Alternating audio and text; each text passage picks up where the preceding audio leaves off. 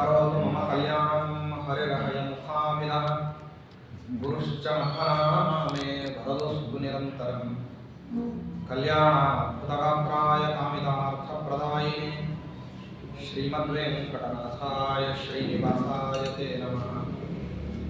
वेदशास्त्रपुराणाब्धिविक्रीडनविशारदान् श्रीसत्यध्यानतीर्थाख्यानप्रतिष्ठे गुरुन् मम।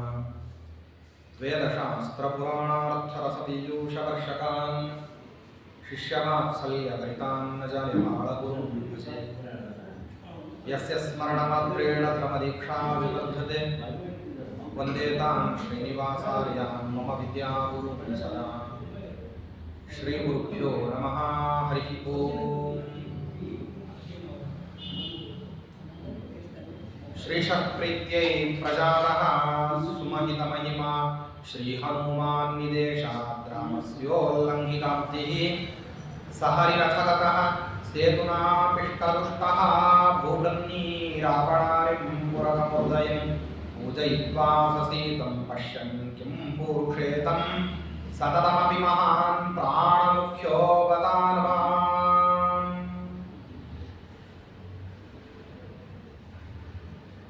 ಆಚಾರ್ಯರು ಬದರಿಕಾಶ್ರಮವನ್ನು ಪ್ರವೇಶ ಮಾಡಿದರು. ಬದರಿಕಾಶ್ರಮವನ್ನು ಪ್ರವೇಶ ಮಾಡಿದರೆ ಅದೊಂದು ದೇವಗಮ್ಯವಾಗಿರತಕ್ಕಂತಹ ಕ್ಷೇತ್ರ ವಿಶೇಷ. ದೇವತಾ ವ್ಯಕ್ತಿಗಳು ಹೋಗಬಹುದಾದಂಥ, ಮನುಷ್ಯ ಮಾತ್ರರಿಗೆ ಹೋಗ್ಲಿಕ್ಕೆ ಸಾಧ್ಯ ಇಲ್ಲದೆ ಇರತಕ್ಕಂಥ ಪ್ರಕೃತಿಯ ವ್ಯತ್ಯಾಸ, ದೇವದುರ್ಗಮವಾದಂತಹ ಹಾದಿ, ಅಂತಹ ಹಾದಿಯಲ್ಲಿ ಆಚಾರ್ಯರು ಹೊರಟು ಬದರಿಕಾಶ್ರಮದಲ್ಲಿ ವ್ಯಾಸರೂಪಿಯಾದಂತಹ ಪರಮಾತ್ಮ ಇದ್ದಾನೆ, ಅವನನ್ನು ದರ್ಶನ ಮಾಡಬೇಕು ಅಂತ ಆಚಾರ್ಯರು ಹೊರಟಿದ್ದಾರೆ. ದೂರದಿಂದ ಬರತಕ್ಕಂತಹ ಆಚಾರ್ಯರನ್ನ ಅಲ್ಲಿರುವಂತಹ ಮಹರ್ಷಿಗಳೆಲ್ಲ ನೋಡ್ತಾ ಇದ್ದಾರೆ. ಸಾಮಾನ್ಯರಿಗೆ ಬರಲಿಕ್ಕೆ ಸಾಧ್ಯ ಇಲ್ಲ. ಇನ್ನ ಅನ್ಯತ್ರ ಹುಟ್ಟಿರ್ತಕ್ಕಂತಹ ದೇವತಾ ವ್ಯಕ್ತಿಗಳು ಬರ್ತಾರೆ ಅಂತಂದ್ರೆ ಯಾರು ಹುಟ್ಟಿದ್ದಾರೆ ಅಂತ ಅನ್ನೋದು ಗೊತ್ತಿದೆ. ಅಲ್ಲಿರೋರೆಲ್ಲರೂ ಅಪರೋಕ್ಷ ಜ್ಞಾನಿಗಳು. ವೇದವ್ಯಾಸ ದೇವರ ಶಿಷ್ಯರೆಲ್ಲರೂ ಕೂಡ ಅಪರೋಕ್ಷ ಜ್ಞಾನಿಗಳು. ಅವರೆಲ್ಲರಿಗೂ ಯಾರು ಬರ್ತಿದ್ದಾರೆ ಅಂತ ಅನ್ನುವಂತಹ ಪರಿಕಲ್ಪನೆ ಇದೆ. ಆದರೂ ಕುತೂಹಲದಿಂದ ಇಷ್ಟು ಲಕ್ಷಣಾಢ್ಯವಾದಂತಹ ಶರೀರದಲ್ಲಿ ಬರ್ತಿದ್ದಾರೆ ಅಂದ್ರೆ ಒಂದೋ ಬ್ರಹ್ಮದೇವರು ಇಲ್ಲ ವಾಯುದೇವರು ಬಂದಿರಬೇಕು ಸನ್ಯಾಸಿ ವೇಷದಿಂದ ಅಂತ ಹೇಳಿ ಅವರೆಲ್ಲ ಮಾತಾಡ್ತಾರೆ. ಆಚಾರ್ಯರು ಪರಮಾತ್ಮನನ್ನು ನೋಡಬೇಕು ಅಂತ ಬರ್ತಾರೆ. ಭಗವಂತ ಕುಳಿತಿರ್ತಾನೆ. ಸುಮಂತು, ಜೈಮಿನಿ, ಪೈಲ, ವೈಶಂಪಾಯ, ಕಾಶಕೃಷ್ಣ, ಲೋಮಶ, ಕಾಕ್ಷಣಾಜಿನಿ, ಔಡುಲು, ಏನು ಒಬ್ಬರೇ ಇಬ್ಬರೇ 100 ಜನ ಮಹರ್ಷಿಗಳು. ಅವರೆಲ್ಲ ನಿರಂತರವಾಗಿ ಕೂತ್ಕೊಂಡು ಪರಮಾತ್ಮನ ಹತ್ತಿರದಲ್ಲಿ ತತ್ವೋಪದೇಶವನ್ನ ಪಡೆಯತಕ್ಕಂತಹ ಔತ್ಸುಕ್ಯದಿಂದಾಗಿ ಏನು ಮಾಡ್ತಿದ್ದಾರೆ, ಪ್ರಶ್ನೆಗಳನ್ನು ಮಾಡತಕ್ಕಂಥದ್ದು, ಉತ್ತರಗಳನ್ನು ಕೇಳುವಂಥದ್ದು, ಇದರಲ್ಲಿ ಮಗ್ನರಾಗಿ ಕೂತಿದ್ದಾರೆ. ಇವರ ಮಧ್ಯದಲ್ಲಿ ಪರಮಾತ್ಮ ಕೂತಿದ್ದಾರೆ. ಇಡೀ ಜಗತ್ತಿಗೆ ಅಲಂಕಾರ ಪ್ರಾಯನಾದಂತಹ ಪರಮಾತ್ಮ ಮುನಿಮಂಡಲದ ಮಧ್ಯದಲ್ಲಿ ಕೂತಿದ್ದಾನೆ. ಅಂಥವನನ್ನ ನೋಡಿದೆ. ಇದೇ ಪರಮಾತ್ಮನೆಂಬತಕ್ಕಂತಹ ಒಂದು ವಿಲಕ್ಷಣವಾದಂತಹ ಕ್ಷೀರಸಾಗರದಲ್ಲಿ ಬುದ್ಧಿ ಎಂಬತಕ್ಕಂತಹ ಭಗವದ್ ಬುದ್ಧಿ ಎಂಬುವಂಥದ್ದನ್ನು ಅದನ್ನು ಮಥನ ಮಾಡಿದಾಗ ಅಲ್ಲಿ ಹುಟ್ಟಿದ್ದೇ ಮಹಾಭಾರತ ಎಂಬತಕ್ಕಂತಹ ಪಾರಿಜಾತ ವೃಕ್ಷ, ಬ್ರಹ್ಮಸೂತ್ರವೆಂಬತಕ್ಕಂತಹ ಅಮೃತ, ಇವೆಲ್ಲವೂ ಕೂಡ ಅಲ್ಲಿ ಹುಟ್ಟಿದ್ದನ್ನ ನಾವು ನೋಡ್ತೀವಿ. ಹೆಂಗೆ ಕ್ಷೀರಸಾಗರ ಮಂಥನದ ಕಾಲದಲ್ಲಿ ಮತ್ತೆ ಮಂದರ ಪರ್ವತವನ್ನು ಹಾಕಿ ಮಂಥನ ಮಾಡ್ತಿರ್ಬೇಕಾದ್ರಲ್ಲಿ ರಮಾದೇವಿ, ಚಂದ್ರ, ಅಪ್ಸರಾಸ್ತ್ರೀಯರು, ಮತ್ತೆ ಹಾಗೇನೆ ವಿದ್ಯಾಧರರ ವರ್ಗ, ಗಂಧರ್ವರ ವರ್ಗ, ಐರಾವತ, ಕಲ್ಪವೃಕ್ಷ, ಕಾಮಧೇನು, ಮತ್ತೆ ಇವೆಲ್ಲ ಹುಟ್ಟಿ ಕೊನೆಯದಾಗಿ ಅಮೃತ ಹೆಂಗೆ ಹುಟ್ಟಿತು ಹಂಗೆ ಪರಮಾತ್ಮನಿಂದ ಇತಿಹಾಸ ಗ್ರಂಥಗಳು, ಪುರಾಣ ವಾಂಗ್ಮಯ, ಆ ವೇದವೆಂಬತಕ್ಕಂತಹ ದೊಡ್ಡದಾದ ಹಾಲ್ಗಡವನ್ನು ತನ್ನ ಬುದ್ಧಿಗೆ ಹಾಕಿ, ತನ್ನ ಬುದ್ಧಿ ಎಂಬುವಂತಹ ಮಂದರ ಪರ್ವತವನ್ನು ಪರಮಾತ್ಮ ಹಾಕಿ ಕಡದಾಗಿ ಬಿಟ್ಟಿರುವಂತಹ ಬ್ರಹ್ಮಸೂತ್ರಗಳೆಂಬತಕ್ಕಂತಹ ಸದ್ಯುಕ್ತಿಗಳು ಹಿಂಗೆ ಕ್ಷೀರಸಾಗರ ಪ್ರಾಯನಾಗಿರತಕ್ಕಂತಹ ಭಗವಂತನನ್ನ ನೋಡಿದ್ರು. ಪಾದ ಪ್ರಭೃತಿ ನೋಡ್ಬೇಕಂತೆ ಪರಮಾತ್ಮನ. ಕಾಲಿನಿಂದ ಆರಂಭ ಮಾಡಿಕೊಂಡು ಒಂದೊಂದು ಅಂಗಾಂಗಗಳನ್ನು ನೋಡಿದಾಗ ಒಂದೊಂದು ಫಲಗಳಿದೆ ಅಂತ ಹೇಳ್ತಾರೆ. ಪಾದ ದರ್ಶನ ಮಾಡಿದರೆ ಪಾಪನಾಶನ ಆಗ್ತಿದೆ, ಧೂಳಿ ದರ್ಶನ ಅನ್ನೋದು ದುಃಖನಾಶಕ ಕಾರಣ.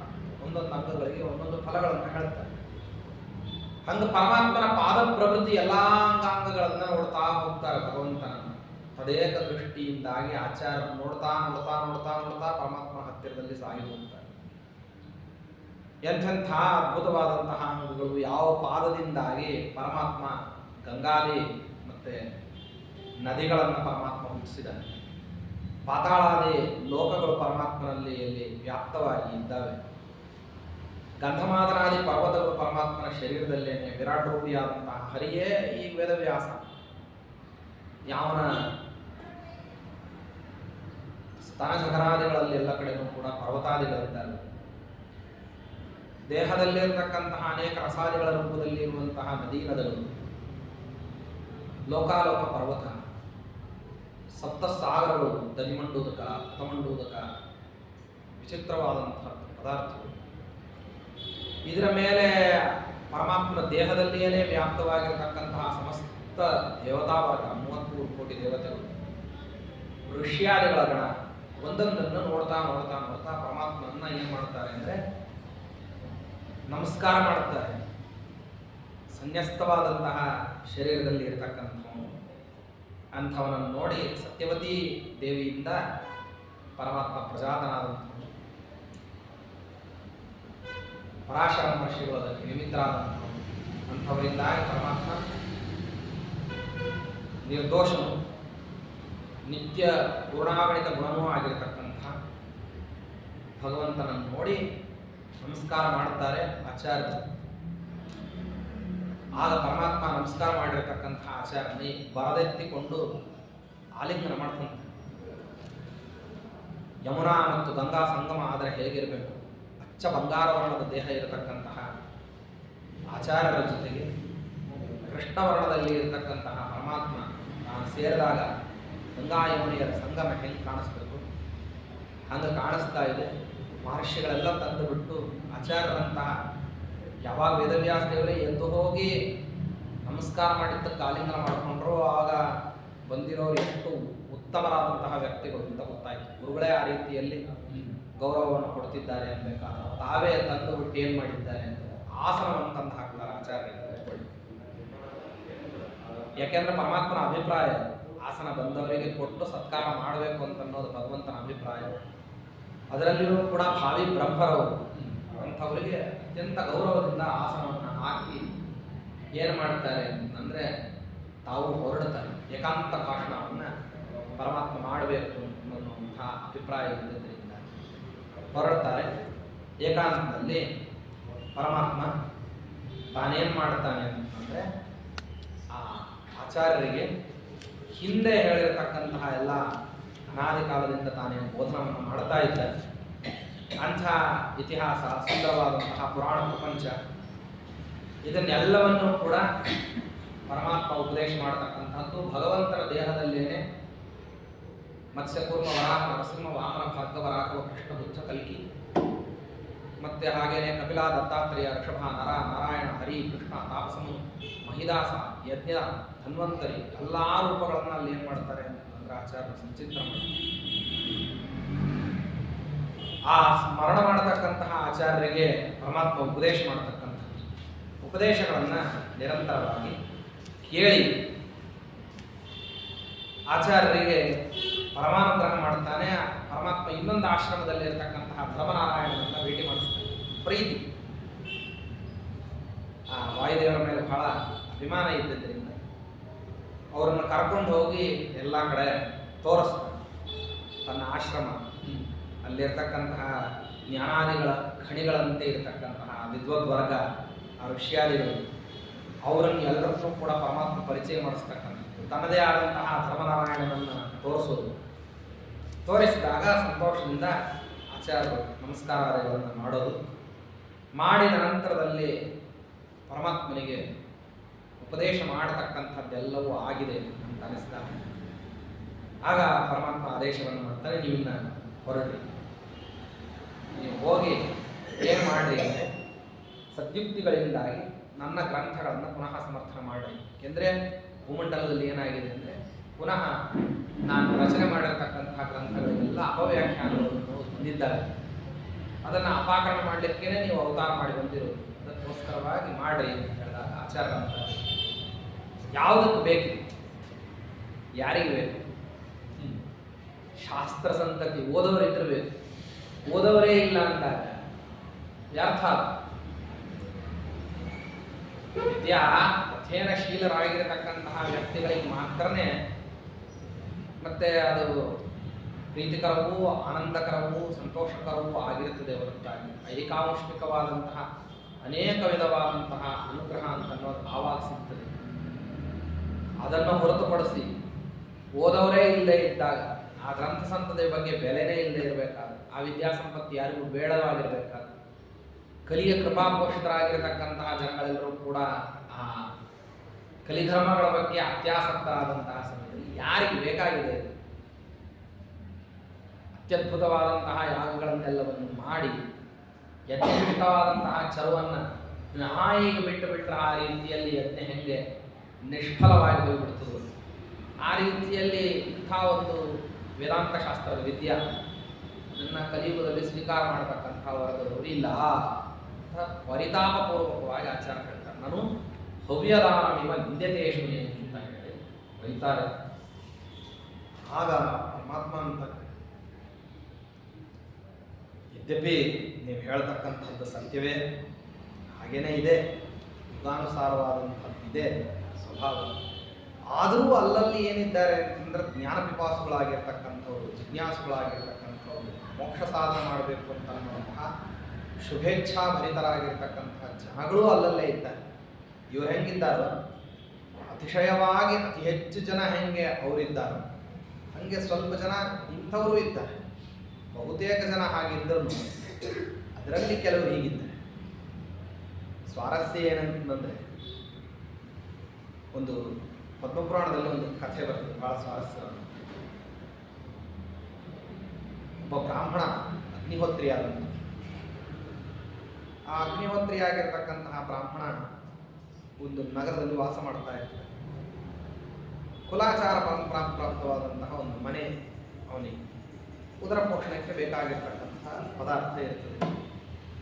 ಅವನ ಹೆಂಡತಿ ಜೀವನ ಮಾಡ್ತಾ ಇರ್ತಾರೆ. ಕಾಲದ ಗತಿಯನ್ನು ಅನುಸರಣೆ ಮಾಡಿಕೊಂಡು ದೇವತೆಗಳೇನು ಮಾಡಬೇಕು ಅಂದರೆ ಭೂಮಂಡಲಕ್ಕೆ ಉಚಿತವಾದ ಫಲಗಳನ್ನು ಕೊಡಬೇಕು, ಕಾಲಾನುಸಾರವಾದ ಫಲಗಳನ್ನು ಕೊಡಬೇಕು, ವ್ಯತ್ಯಾಸ ಮಾಡಬೇಕು. ಕ್ಷಾಮ ಬರಬೇಕು ಅಂತಾಗಲಿ, ಸುವೃಷ್ಟಿಯಾಗಬೇಕು ಅಂತಾಗಲಿ, ದುರ್ಭಿಕ್ಷ ಬರಬೇಕು ಅಂತಾಗಲಿ, ಅಪಕ್ವತೆ ಕಾಡಬೇಕು ಅಂತಾಗಲಿ, ಅಥವಾ ಇನ್ಯಾವುದೋ ಮತ್ತು ಸಾಂಕ್ರಾಮಿಕ ರೋಗಗಳು ಬರಬೇಕು ಅಂತ, ಇದಕ್ಕೆಲ್ಲದಕ್ಕೂ ದೇವತಾ ವ್ಯಕ್ತಿಗಳು ತಮ್ಮದೇ ಆಗಿರತಕ್ಕಂಥದ್ದನ್ನು ಏನು ಮಾಡುತ್ತಿರ್ತಾರೆ ಅಂದರೆ ಪ್ರಭಾವವನ್ನು ಬೀರುತ್ತಿರ್ತಾರೆ. ಅವ್ರಿಗೆ ಆದೇಶವೂ ಇರ್ತದೆ. ಕಾಲಧರ್ಮದಲ್ಲಿ ಹಿಂಗೆ ವ್ಯತ್ಯಾಸ ಆಗಬೇಕು ಅಂತ ಪರಮಾತ್ಮನ ಆದೇಶ ಇದ್ದದ್ದಕ್ಕೆ ತಕ್ಕಂಗೆ ಮಾಡ್ತಿರ್ತಾರೆ. ಒಂದಾವೃತ್ತಿ ಇಂದ್ರದೇವರಿಗೆ ತ್ರಿಲೋಕಾಧಿಪತಿಗಳು 12 ವರ್ಷ ಆ ನಗರಕ್ಕೆ ಬರಗಾಲ ಹಾಕಬೇಕು. ಬರಗಾಲ ಹಾಕಬೇಕು ಅಂತಂದರೆ ಒಂದು ಸಮಸ್ಯೆ. ಅಲ್ಲಿರುವಂತಹ ಈ ಬ್ರಾಹ್ಮಣ ಇಡೀ ಊರಲ್ಲಿರೋರು ಎಲ್ಲರೂ ಕೂಡ ಭ್ರಷ್ಟರಾದಂಥ, ಸಂಪೂರ್ಣ ಪ್ರಮಾಣದಲ್ಲಿ ಭ್ರಷ್ಟತೆ ತಾಂಡವಾಡ್ತಾ ಇದೆ. ಕಾಲಧರ್ಮಕ್ಕನುಸಾರವಾಗಿ ಅವರೆಲ್ಲರೂ ಕ್ಷಾಮದಿಂದ ಪೀಡಿತರಾಗಬೇಕು. ಆದರೆ ಈ ಮಧ್ಯದಲ್ಲಿ ಒಬ್ಬ ಬ್ರಾಹ್ಮಣ ಏನಾಗ್ಬಿಟ್ಟಿದ್ದಾನೆ ಅಂದರೆ ಅವ್ರ ಮನೆಯಲ್ಲಿ ಕೂತ್ಕೊಂಡ್ಬಿಟ್ಟಿದ್ದಾನೆ. ಇವನು ನಿತ್ಯದಲ್ಲಿ ಅಗ್ನಿಹೋತ್ರವನ್ನು ಮಾಡ್ತಾ ಇದ್ದಾನೆ. ಅವನಿಂದ ಆಹುತ್ಯಾದಿಗಳು ಬರ್ತಾ ಇರೋದ್ರಿಂದಾಗಿ ಯಾವಾಗಲೂ ಕೂಡ ಸಹಯಜ್ಞ ಪ್ರಜಾ ಸೃಷ್ಟ ಪುರೋವಾಚ ಪ್ರಜಾಪತಿ ಅನೇನ ಪ್ರಸವಿಷ್ಯತ್ವಂ ಯೇಷವೋ ಸ್ಪೃಷ್ಟಕಾಮಧುಕ ದೇವಾನ್ ಭಾವಯತಾನೇನ ತೇ ದೇವಾ ಭಾವಯಂತು ಪರಸ್ಪರಂ ಭಾವಯಂತಹ ಶ್ರೇಯಃ ಪರಮವಾಪ್ಸ್ಯತ. ಯಜ್ಞಾದಿ ಕರ್ಮಗಳನ್ನು ಮಾಡಿ ದೇವತಾ ಸಂಪ್ರೀತಿಯನ್ನು ಸಂಪಾದನೆ ಮಾಡಿದಂತಹ ಸಂದರ್ಭದಲ್ಲಿ ವಿಶ್ವದೇವಾದಿಗಳಿಂದ ಹುತವಾದಂತಹ ಏನು ಹವಿರ್ದ್ರವ್ಯ ಇದೆ, ಅದು ದೇವತೆಗಳಿಗೆ ಹವ್ಯದ ರೂಪದಲ್ಲಿ ಅದು ಪರ್ಯವಸಾನ ಆಗಿ ದೇವತೆಗಳಿಗೆ ಆನಂದವನ್ನು ಕೊಟ್ಟಂಗೆ ದೇವತೆಗಳು ಅದರಿಂದಾಗಿ ಏನು ಮಾಡ್ತಾರೆ, ಕಾಲಧರ್ಮಕ್ಕನುಸಾರವಾಗಿ ವೃಷ್ಟಿಯಾದಿಗಳನ್ನು ಕೊಡ್ತಾರೆ. ಅಲ್ಲಿ ಎಲ್ಲರೂ ಬಿಟ್ಟರೂ ಕೂಡ ಇವ ನಿರಂತರವಾಗಿ ತಾನು ಯಜ್ಞವನ್ನು ಮಾಡಿಕೊಂಡು ನಿತ್ಯಾಗ್ನಿಹೋತ್ರವನ್ನು ಇಟ್ಟುಕೊಂಡು ಇದ್ದಾನೆ. ಇಂಥವನನ್ನ ಮತ್ತೆ ಪೀಡಿಸೋದೆ. ಕ್ಷಾಮಾದಿಗಳು ಬಂದರೆ ಮೊದಲು ನಿಂತು ಹೋಗೋದು ಯಾವುದಂದ್ರೆ ಬ್ರಾಹ್ಮಣನ ಕ್ರಿಯೆ. ಬ್ರಾಹ್ಮಣ ಬದುಕಬೇಕಂದ್ರೆ ದಿನನಿತ್ಯ ಸ್ನಾನ, ಸಂಧ್ಯಾವಂದ್ಯ, ಅಗ್ನಿಹೋತ್ರ ಎಲ್ಲಾನು ನಡಿಬೇಕು. ಇಲ್ಲ ಅಂದ್ರೆ ಬ್ರಾಹ್ಮಣನ ಕರ್ಮ ನಿಂತು ಹೋಗ್ಬಿಡ್ತದೆ. ಅದಕ್ಕಾಗಿ ಏನು ಮಾಡೋದು? ಇವನನ್ನ ಎದ್ದು ಹೋಗ್ಲಿಕ್ಕೆ ದೇವತೆಗಳು ಎದ್ದು ಹೋಗುವಂತ ಬಂದು ಹೇಳೋ ಹಾಗಿಲ್ಲ. ಬಿದ್ದಿರೋರೆಲ್ಲರೂ ಕೂಡ ಅನುಭವಿಸ್ಬೇಕಾಗಿದೆ. ಅವರೆಲ್ಲರೂ ಕ್ಷಾಮಣಾಮರಗಳನ್ನು ಅನುಭವಿಸ್ಬೇಕು. ನೀನು ಹಾಗೆ ಅನುಭವಿಸುವಂತ ಅನ್ನೋಣ ಅಂತಂದ್ರೆ ಅವನು ವಿಹಿತ ಕರ್ಮವನ್ನು ಮಾಡ್ತಿದ್ದಾನೆ. ಏನ್ ಮಾಡ್ಬೇಕೀಗ? ಕಾಲಪ್ರಾಪ್ತವಾದ ಫಲವನ್ನ ಕೊಡದೆ ಉಲ್ಲಂಘನ ಮಾಡೋದಿಲ್ಲ. ಕೊಡ್ತೀವಿ ಅಂತಂದ್ರೆ ಆ ಬ್ರಾಹ್ಮಣನಿಗೆ ದ್ರೋಹ. ಏನ್ ಮಾಡ? ತುಂಬಾ ಯೋಚನೆ ಮಾಡ್ತಾ ಇದ್ರು ದೇವತೆ. ಆವಾಗ ಒಬ್ಬನು ದುಷ್ಟನಾದಂತಹ ವ್ಯಕ್ತಿ ಒಂದಾವೃತ್ತಿ ಬಂದು ಅಗ್ನಿಹೋತ್ರದ ಕುಂಡಗಳು ಇರ್ತಾವೆ. ಅಲ್ಲಿ 5 ಕುಂಡ: ಆಹ್ವಾನೀಯ, ಗಾರ್ಭತ್ಯ, ಸಭ್ಯ, ಅವಸರ, ದಕ್ಷಿಣಾಗ್ನಿ 5 ಕುಂಡಗಳನ್ನು ಹಾಕಿ ಅದರಲ್ಲಿ ನಿತ್ಯದಲ್ಲಿ ಆಹುತಿಗಳು ಕೊಡಬೇಕು. ಆ ಕುಂಡದ ಹತ್ರ ಬಂದು ಯಾವ ಅವನು ಮಲ ವಿಸರ್ಜನೆ ಮಾಡಬೇಕು.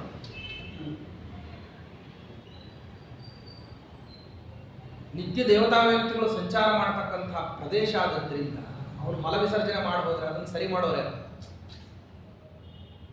ಆದ್ರೆ ಆ ಪ್ರದೇಶ ಎಷ್ಟು ಪರಮ ಪವಿತ್ರವಾಗಿರುತ್ತದೆ ಅಂದ್ರೆ ಅವನು ಮಲ ವಿಸರ್ಜನೆ ಮಾಡಿ ಹೋಗ್ತಾನೆ, ಅದು ಬಂಗಾರದಲ್ಲಿ ಪರಿವರ್ತನೆ ಆಗುತ್ತೆ. ಬಂಗಾರ ಆಗ್ಬಿಡುತ್ತೆ. ಬ್ರಾಹ್ಮಣ ಪ್ರಾತಃ ಕಾಲಕ್ಕೆ ಬಂದು ಅಲ್ಲಿ ಅಗ್ನಿಹೋತ್ರ ಕುತ್ಕೋಬೇಕು. ಆವಾಗ ಬಂಗಾರ ಇರಬೇಕು. ಆದ್ರೆ ಬ್ರಾಹ್ಮಣ ಬರೋಕ್ಕಿಂತ ಮುಂಚೆ ಅವನು ವಿಸರ್ಜನೆ ಮಾಡಿ ಹೋದ ನಂತರದಲ್ಲಿ ಇನ್ನೊಬ್ಬನೇ ಅವನು ನೋಡ್ತಾನೆ, ಅಲ್ಲಿ ಬಂಗಾರ ಬಿದ್ದಿರೋದು, ಇಷ್ಟು ಗಟ್ಟಿ ಬಂಗಾರ.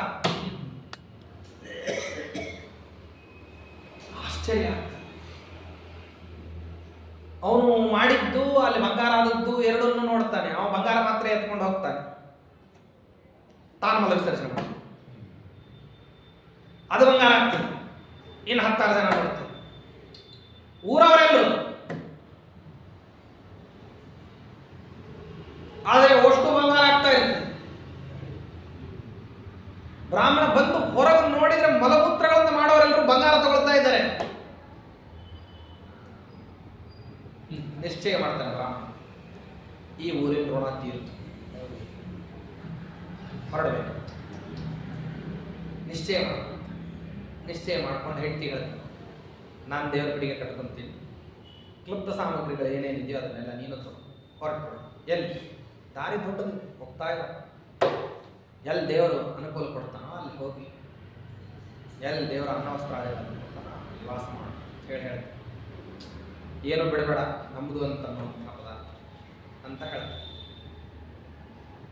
ಆಯ್ತು, ಎಲ್ಲ ಹೆಂಡತಿನೂ ತನಗೆ ಬೇಕಾಗಿರುವಂತಹ ಪದಾರ್ಥಗಳನ್ನೆಲ್ಲ ತಗೊಂತಾಳೆ. ಗಂಡ ತನ್ನ ದೇವರ ಬಡಿಗೆ ತಗೊಂಡು ಹೊರಡ್ತಾನೆ. ಮನೆಯಿಂದ ಹೊರಗೆ ಬರಬೇಕಾದ್ರೆ ಬ್ರಾಹ್ಮಣ ಒಂದು ಮಾತು ಹೇಳ್ತಾನೆ, ಬಂದ್ಯಲ್ಲ ಇನ್ನು ತಿರುಗಿ ನೋಡ್ಲಿಕ್ಕೆ ಹೋಗ್ಬೇಡ, ಎಲ್ಲ ತಗೊಂಡಿದೆಯೋ ಇಲ್ಲೋ ಅಂತ ಕೇಳ್ತಾನೆ. ಅದಕ್ಕೆ ಅವಳು ತಾಳು, ಇಲ್ಲ ಒಂದು ಮಾತು ಬಿಟ್ಟಿದ್ದೀನಿ ಅಂತ ಹೇಳ್ತಾನೆ. ಸ್ವಲ್ಪ ದೂರ ಬಂದ, ಏನು ನೀವು ಮಡಿಲಿ ಒಣ ಹಾಕ್ಕೊಂಡ್ರೆ ಒಂದು ಅಂಗೋಸ್ತ್ರ ಉಳಿದಿದೆ, ಅದೊಂದು ಮಾತ್ರ ಉಳಿದಿದೆ, ಇನ್ನು ಉಳಿದಿದ್ದೆಲ್ಲ ತಗೊಂಡು ಬಾ ಅಂತ ಹೇಳ್ತಾನೆ. ತಗೊಂಡು ಬಾ ಅಂತ ತಗೊಂಡು ಬರ್ತಾಳೆ. ಸ್ವಲ್ಪ ದೂರಕ್ಕೆ ಹೋಗೋ ತನಕ ಕುತೂಹಲ ಕಾಪಾಡ್ಕೊಂತಾಳೆ. ಗಂಡ ಹೇಳಿದ್ದಾನೆ ನೋಡಬಾರ್ದು ಅಂತ ಹೇಳಿ ಯಾವುದು ದೂರ ಸಾಗಿ ಹೋದ ನಂತರದಲ್ಲಿ ಏನಾಯ್ತು ಅಂತ ಹಿಂದೆ ತಿರುಗಿ ನೋಡ್ತಾಳೆ. ಇಡೀ ಗ್ರಾಮಕ್ಕೆ ಬೆಂಕಿ ಹಾಕೊಂಡ್ಬಿಟ್ರೆ, ಇಡೀ ಊರು ಬೆಂಕಿ ಹತ್ತಿ ಧಗ ಉರಿತಾ ಇರುತ್ತೆ.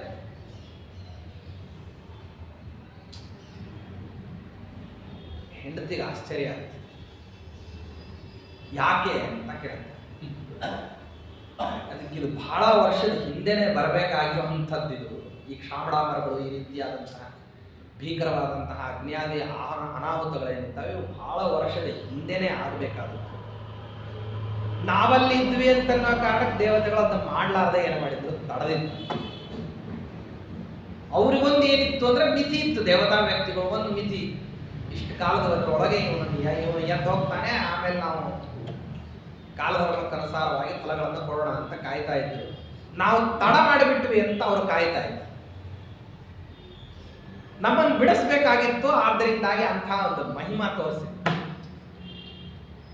ಆ ಮಹಿಮಾವನ್ನ ನಾವು ಅರ್ಥ ಮಾಡ್ಕೊಳ್ಳೋದು, ಜಗತ್ತಿಗೆ ಬಂಗಾರ ಸಿಗ್ತದೆ ಅಂತ ಅನ್ನುವಂಥದ್ದು ಮಾತ್ರ ಅದು ಮಹಿಮಾದಲ್ಲಿ ಪರ್ಯವಸನ.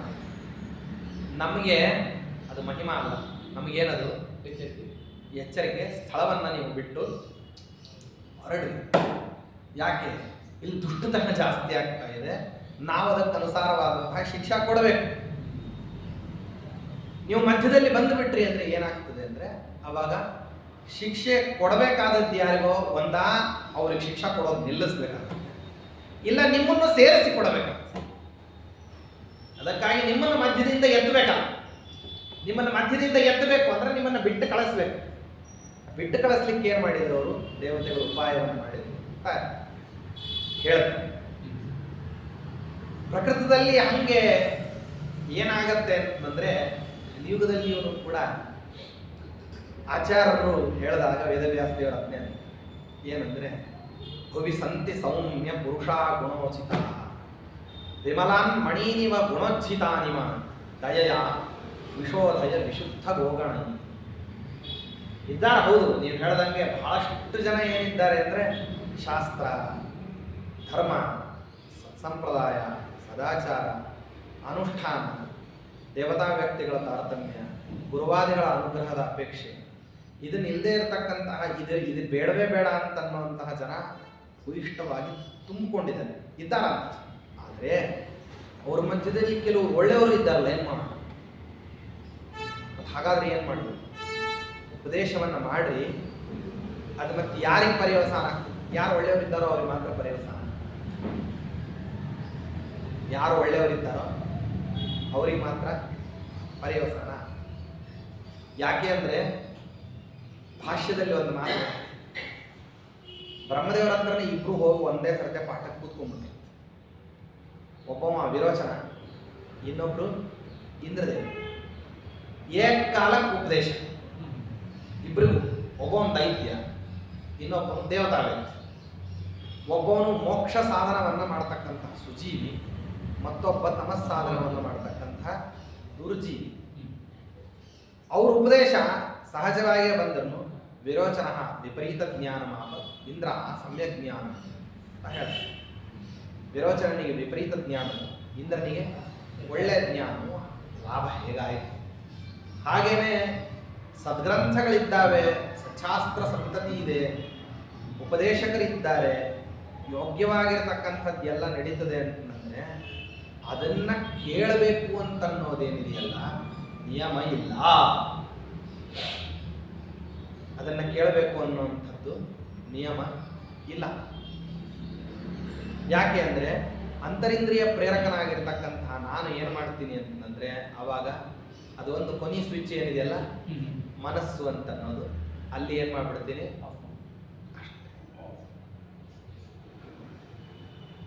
ಎಲ್ಲಿ ಬೇಕಾದ್ರೂ ಇದನ್ನ ಕತ್ತರಿಸಬಹುದು. ಒಂದ್ ಕಡೆ ಕನೆಕ್ಷನ್ ಕಟ್ ಆಯ್ತು ಅಂದ್ರೆ ಸಾಕು.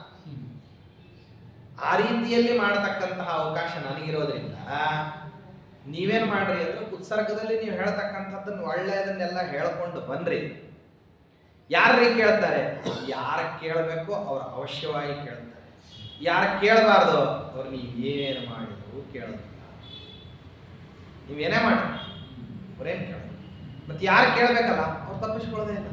ಅವ್ರು ಏನಕ್ಕೇನು ಪ್ರಕಾರ ಏನ ಕೇಳ್ತಾರೆ. ಯಾಕೆ ಅಂತಂದ್ರೆ, ಆ ವಿಧವಾದಂತಹ ಆಸ್ವಾದನದ ಬುದ್ಧಿ ಮತೀಯ ಪ್ರೇರಣೆ ನಾನು ಮಾಡಿರ್ತೀನಿ ಅಂತ ಹೇಳಿ ಏನ್ ಮಾಡಿದ್ದಾರೆ ಅಂದ್ರೆ, ವೇದವ್ಯಾಸ ದೇವರು ಆಚಾರ್ಯರಿಗೆ ಆಜ್ಞಾವನ್ನು ಮಾಡ್ತಾರೆ. ಲಬ್ಧ್ವಾ ಅನುಜ್ಞಾಂ ಮುಕುಂದ, ಮುಕ್ತಿಪ್ರದಾಯಕನಾದಂತಹ ಶ್ರೀಹರಿಯಿಂದ ಅನುಜ್ಞೆಯನ್ನು ಪಡೆದು ಅಲ್ಲಿಂದ ಏನ್ ಮಾಡ್ತಾರೆ ಅಂದ್ರೆ ಬರ್ತಾರೆ. ಬಂದಾಕ್ಷಣಕ್ಕೆ ಇಲ್ಲಿ ಶಿಷ್ಯರ ಕಾಯ್ತಾ ಇತ್ತು. ಆಚಾರ್ಯರು ಬಂದ ತಕ್ಷಣ ಆಚಾರ್ಯನ ಹಿಂಬಾಲಿಸಿದ್ದೆ. ಕೆಳಗೆ ಬರ್ತಿರೋ ಹಂಗೆ ಅಗ್ನಿಶರ್ಮನೆ ಮೊದಲಾಗಿರ್ತಕ್ಕಂಥ ಒಬ್ಬೊಬ್ರು 6-8 ಜನ ಬ್ರಾಹ್ಮಣರು ಅಂದ ತಕ್ಷಣ ಆಚಾರ್ಯರಿಗೆ ಬಹಳ ಪ್ರೀತಿಯಿಂದ ಅನ್ನಾದಿಗಳನ್ನು ಮಾಡಿ ಬಡಿಸ್ಬೇಕು ಅಂತ ಪ್ರತ್ಯೇಕವಾಗಿ ಅಡಿಗೆ ಮಾಡಿಕೊಂಡು ತಂದು ಆಚಾರ್ಯ ನೈವೇದ್ಯಕ್ಕೆ ಇಡ್ತಾರೆ. ಪ್ರತಿಯೊಬ್ಬರದು ಒಂದೇ ಪ್ರಾರ್ಥನೆ ಏನಂದ್ರೆ, ನೀವು ನಮ್ಮ ಹತ್ರನೇ ಭಿಕ್ಷಾ ಸ್ವೀಕಾರ ಮಾಡಿ. ಆಗ ಅಷ್ಟೊಂದು ಶುದ್ಧವಾದಂತಹ ಸ್ಥಿತಿ, ಶುದ್ಧವಾದ ಮನಸ್ಥಿತಿ, ಶುದ್ಧವಾದ ದೇಹಸ್ಥಿತಿ, ಶುದ್ಧವಾದ ಆಚಾರ ಸಂಪತ್ತಿ ತಂದಿಟ್ಟು ಆಚಾರ್ಯರಿಗೆ ಏನು ಮಾಡ್ತಾರೆ ಅಂದ್ರೆ ಸ್ವೀಕಾರ ಮಾಡ್ರಿ ಅಂತ ಹೇಳಿದ್ರೆ ಆಗ್ಲಿ ಅಂತ ಹೇಳಿ ಏನು ಮಾಡ್ತಾರೆ ಅಂದ್ರೆ ಆಚಾರ ತಗೊಳ್ತಾರೆ. ಆ ಅಗ್ನಿಶರ್ಮಾದಿಗಳ ಒಂದು ಉಪಚಾರವನ್ನು ಮುಗಿಸ್ಕೊಂಡು ಆಚಾರ ಮುಂದಕ್ಕೆ ಬರ್ತಾರೆ. ಗೋದಾವರಿ ನದಿ ದಂಡೆಗೆ ಬರ್ತಾರೆ. ಅಲ್ಲಿ ಶೋಭನ ಭಟ್ರು ಅಂತ ಹೇಳಿ ವಿಖ್ಯಾತರಾದಂತಹ ವಿದ್ವಾಂಸರು. 6 ಶಾಸ್ತ್ರಗಳಲ್ಲಿ ಆಗಿನ ಕಾಲದಲ್ಲಿ ತುಂಬಾ ಸಾಮರ್ಥ್ಯವನ್ನು ವ್ಯಾಖ್ಯಾ ಪ್ರಣಾದ ಮಾತ್ರೇಣ ವೀರಂ ಅನ್ಯಾನ್ ಸ್ವಮಂಡಲೆ ಮಾಯಾವಿ ಗ್ರಾಮ ಸಿಂಹಾನ್ಯೋ ವಾದಿಸಿಂಹೋ ನಿರಾಕರೋ. ಎಂಥ ಸಾಮರ್ಥ್ಯವಂತರಿದ್ರು ಅಂತಂದ್ರೆ ಅವರ ಸಾಮರ್ಥ್ಯದ ಮುಂದೆ ಅದ್ವೈತಿ ವಿದ್ವಾಂಸರುಗಳು ಏನ್ ಮಾಡ್ತಿದ್ರು ಅಂದ್ರೆ ಹೆದರ್ತಿದ್ರಂತ. ಸ್ವಮತವನ್ನು ಸಮರ್ಥನೆ ಮಾಡ್ಲಿಕ್ಕೆ ಹೆದರ್ತಿದ್ರಂತ. ಅವ್ರದೇ ಮತವನ್ನ ಪ್ರಶ್ನೆ ಕೇಳಲಿ ಏನು ಉತ್ತರ ಹೇಳೋದು? ಯಾಕೆ ಕೇಳ್ತಿರೋರೇ ಸಾಮಾನ್ಯರೇ. ಆ ರೀತಿ ಸಾಮರ್ಥ್ಯವಂತರಾಗಿರ್ತಕ್ಕಂಥವ್ರು ಗೋದಾವರಿ ತೀರದಲ್ಲಿ ಆಚಾರ್ಯರಿಗೆ ಸಿಕ್ಕರು. ಆಚಾರ್ಯರ ಜೊತೆಗೆ ವಾದವನ್ನು ಮಾಡಿ ಷಟ್ಶಾಸ್ತ್ರಗಳಲ್ಲಿಯೂ ವಾದದಲ್ಲಿ ಪರಾಜಿತರಾಗಿ ಆನಂತರದಲ್ಲಿ ಆಚಾರ್ಯರ ಹತ್ತಿರದಲ್ಲಿ ಶಿಷ್ಯತ್ವವನ್ನು ಸ್ವೀಕಾರ ಮಾಡ್ತಾರೆ. ಮೊದಲು ಶಿಷ್ಯತ್ವ ಸ್ವೀಕಾರ, ಕ್ರಮೇಣ ಸನ್ಯಾಸ ಸ್ವೀಕಾರ. ಆಚಾರ್ಯರ ಪ್ರಥಮ ಶಿಷ್ಯರು ಅಂತ ಹೇಳಿ ಪದ್ಮನಾಭ ತೀರ್ಥರು ಅಂತ ವಿಖ್ಯಾತರಾಗ್ತಾರೆ. ಅಲ್ಲಿ ನಡೆದಿರತಕ್ಕಂತಹ ವಾದವಾಕ್ಯಾರ್ಥಗಳು ಒಬ್ಬೊಬ್ರು ಇಂತಿಂತಹ ಮಹನೀಯರುಗಳು ಶಿಷ್ಯರಾದಾಗಲೂ ಕೂಡ ಅವರನ್ನ ಹಿಂಬಾಲಿಸ್ತಕ್ಕಂಥ ದೊಡ್ಡ ದೊಡ್ಡ ಸಮುದಾಯ ಆಚಾರ್ಯ ಶಿಷ್ಯತ್ವವನ್ನು. ಯಾಕಂದ್ರೆ ಇವರು ಅಲ್ಲಲ್ಲಿಯ ಪ್ರಾಂತ್ಯಗಳಿಗೆ ಧುರೀಣರಾದಂಥವ್ರು, ತುಂಬಾ ಸಾಮರ್ಥ್ಯವಂತರು. ಇವರು ಹೇಳುವಂತಹ ಒಂದೊಂದು ಮಾತನ್ನ ಈ ಕುಲದವರೆಲ್ಲರೂ ಅತ್ಯಂತ ಅನಿವಾರ್ಯವಾಗಿ ಅಲಿಖಿತವಾದ ಒಪ್ಪಂದದ ಹಂಗೆ ಕೇಳುವಂತಹ ಒಂದು ಧುರೀಣ, ಒಂದು ನಾಯಕತನದ ರುಚಿ. ಆದ್ದರಿಂದ ಯಾವಾಗ ತಮ್ಮ ನಾಯಕರೇ ಸೋತು ಶ್ರೀಮದಾಚಾರ್ಯರಿಗೆ ಶರಣಾಗತರಾಗಿದ್ದಾರೆ ಅಂತ ಗೊತ್ತಾಗ್ತಿತ್ತು, ಆವಾಗ ಅವ್ರ ಹಿಂಬಾಲಕರೆಲ್ಲರೂ ಕೂಡ ಆಚಾರ್ಯ ಶಿಷ್ಯರಾಗ್ತಾರೆ. ಸಮುದಾಯಗಳನ್ನ, ನಗರಗಳನ್ನ, ಗ್ರಾಮಗಳನ್ನ ಆಚಾರ್ಯ ಏನ್ ಮಾಡ್ತಾ ಇದ್ರು ಅಂದ್ರೆ ಆವರಣ ಮಾಡ್ಕೊಂತ ಬರ್ತಿತ್ತು. ಎಲ್ಲಿ ಹೋಗ್ತಾರೋ ಅಲ್ಲಿ ಒಂಥರ ತಂಡೋಪತಂಡವಾಗಿ ಆಚಾರ್ಯರ ಶಿಷ್ಯವರ್ಗ ಅಂತ ಅನ್ನೋದು ಬೆಳೀತಾ ಇತ್ತು. ಇದ್ದಕ್ಕಿದ್ದಾಗೆ ಸಂಪೂರ್ಣವಾದಂತಹ ಮತಿ ಪರಿವರ್ತನೆ. ಒಂದು ವಾದ, ವಾಕ್ಯಾರ್ಥ ಸಭಾ, ಒಂದು ದಿಗ್ವಿಷಯ, ಒಬ್ಬ ವಿದ್ವಾಂಸರುಗಳಲ್ಲಿ ಪರಾವರ್ತಿ ಅಂತ ಅನ್ನೋದು ಬಂತು ಅಂತಂದ್ರೆ ಧುರೀಣರಾದಂಥವರೇ ಆಚಾರ ಸಿದ್ಧಾಂತವನ್ನು ಸ್ವೀಕಾರ ಮಾಡಿದ್ರು. ಅಂದ್ರೆ ಹಿಂಬಾಲಕರು ಎಲ್ಲರೂ ಕೂಡ ಏನಪ್ಪಾ ಅಂದ್ರೆ ಅತ್ಯಂತ ಯಾವುದೇ ವಿಧವಾದಂತಹ ಪ್ರಶ್ನೆಯೂ ಇಲ್ಲದೇನೆ ಆಚಾರ್ಯ ಸಿದ್ಧಾಂತವನ್ನ, ಮತವನ್ನ ಮತ್ತೆ ಅವಲಂಬನ ಮಾಡ್ತಾ ಇದ್ರು. ಹೀಗಾಗಿ ಆಚಾರ್ಯರ ಶಿಷ್ಯ ಸಂತತಿ ದಿನೇ ಜಾಸ್ತಿ ಆಗ್ತಾ ಇದೆ. ದಿನಕ್ಕೆ ಲಕ್ಷೋಪಲಕ್ಷ ಜನಗಳು ಏನಾಗ್ತಿದ್ರು ಅಂತಂದ್ರೆ ಒಂದು ಸರ್ತೆ ಮತ್ತೊಂದು ಸ್ವೀಕಾರ ಮಾಡಿ ಹೇಗಿರ್ಬೇಕು ನೋಡ್ರಿ. ಅದೊಂದು ಪ್ರವಾಹನೇ ಹೇಗಿರ್ಬೇಕು ಕಲ್ಪನೆ ಮಾಡಿದರೆ ಬಹಳ ಅದ್ಭುತವಾಗಿರ್ತದೆ. ಹಾಗಾಗ್ತಿದ್ರು. ಅಲ್ಲಿಂದ ಮುಂದಕ್ಕೆ ಬರ್ತಾರೆ. ಮುಂದಕ್ಕೆ ಬಂದಾಗ ಆ ಜ್ಯೇಷ್ಠಯತಿಗಳು ಮೊದಲೇ ಪ್ರಾರ್ಥನೆ ಮಾಡಿದ್ದಾರೆ ಭಾಷ್ಯವನ್ನು ರಚನೆ ಮಾಡಿ. ಬೇರೆ ಭಾಷ್ಯಕ್ಕೂ ಮಧ್ವ ಭಾಷ್ಯಕ್ಕೂ ಪ್ರತಿಜ್ಞಾದಲ್ಲಿಯೂ ಬಹಳ ವೈಚಿತ್ರ್ಯ, ನಿರ್ಮಿತವಾದಂತಹ ಭಾಷ್ಯದಲ್ಲೂ ಒಂದು ವೈಚಿತ್ರ್ಯ. ಅದನ್ನ ಹೇಳ್ತಾರೆ. ದ್ರೌಪದಿ ದೇವಿಯನ್ನ ಈ ವೇದಶಾಸ್ತ್ರಗಳಿಗೆ ಹೋಲಿಸಿ ಬರೀತಾರೆ. ಆ ದುಶ್ಯಾಸನ ತಾನು ಕೂದಲನ್ನ ಹಿಡ್ಕೊಂಡು ಎಳಕೊಂಡು ಬರ್ತಿರಬೇಕಾದ್ರೆ ಆರ್ತಸ್ವರದಿಂದಾಗಿ ಕಿರ್ಚಿದ್ಲು. ಆವಾಗ ಭೀಮಸೇನ ದೇವರು ಪ್ರತಿಜ್ಞಾ ಮಾಡಿದ್ರು. ಸನ್ನಿವೇಶ ಹೀಗೆ: ಮೌಲಿ ಸಂಗ್ರಹ ವಿಕರ್ಷಣದೂರ ಮಾಯಿನಾ ಸದಸಿ ದುಷ್ಟಜನೇನ ನ್ಯಾಯಮಾರ್ಗಮಪಹಾಯ ಮಹಾಂತಂ ಸ್ವೇಶ್ವರತ್ವಮಪಿ ಸಾಧಯತಾಲಂ. ಕುರುಕುಲದ ಸಭಾಕ್ಕೂ ಆಗಿನ ಕಾಲದ ವಿದ್ಯಮಾನಕ್ಕೂ ಅತ್ಯಂತ ಸಾಮ್ಯ ಇತ್ತು. ಹೇಗಲ್ಲಿ ದುರ್ಯೋಧನನ ದುರಾಡಳಿತದಿಂದಾಗಿ ಭೀಷ್ಮ, ದ್ರೋಣ, ಕೃಪ, ಬಾಲ್ಮೀಕ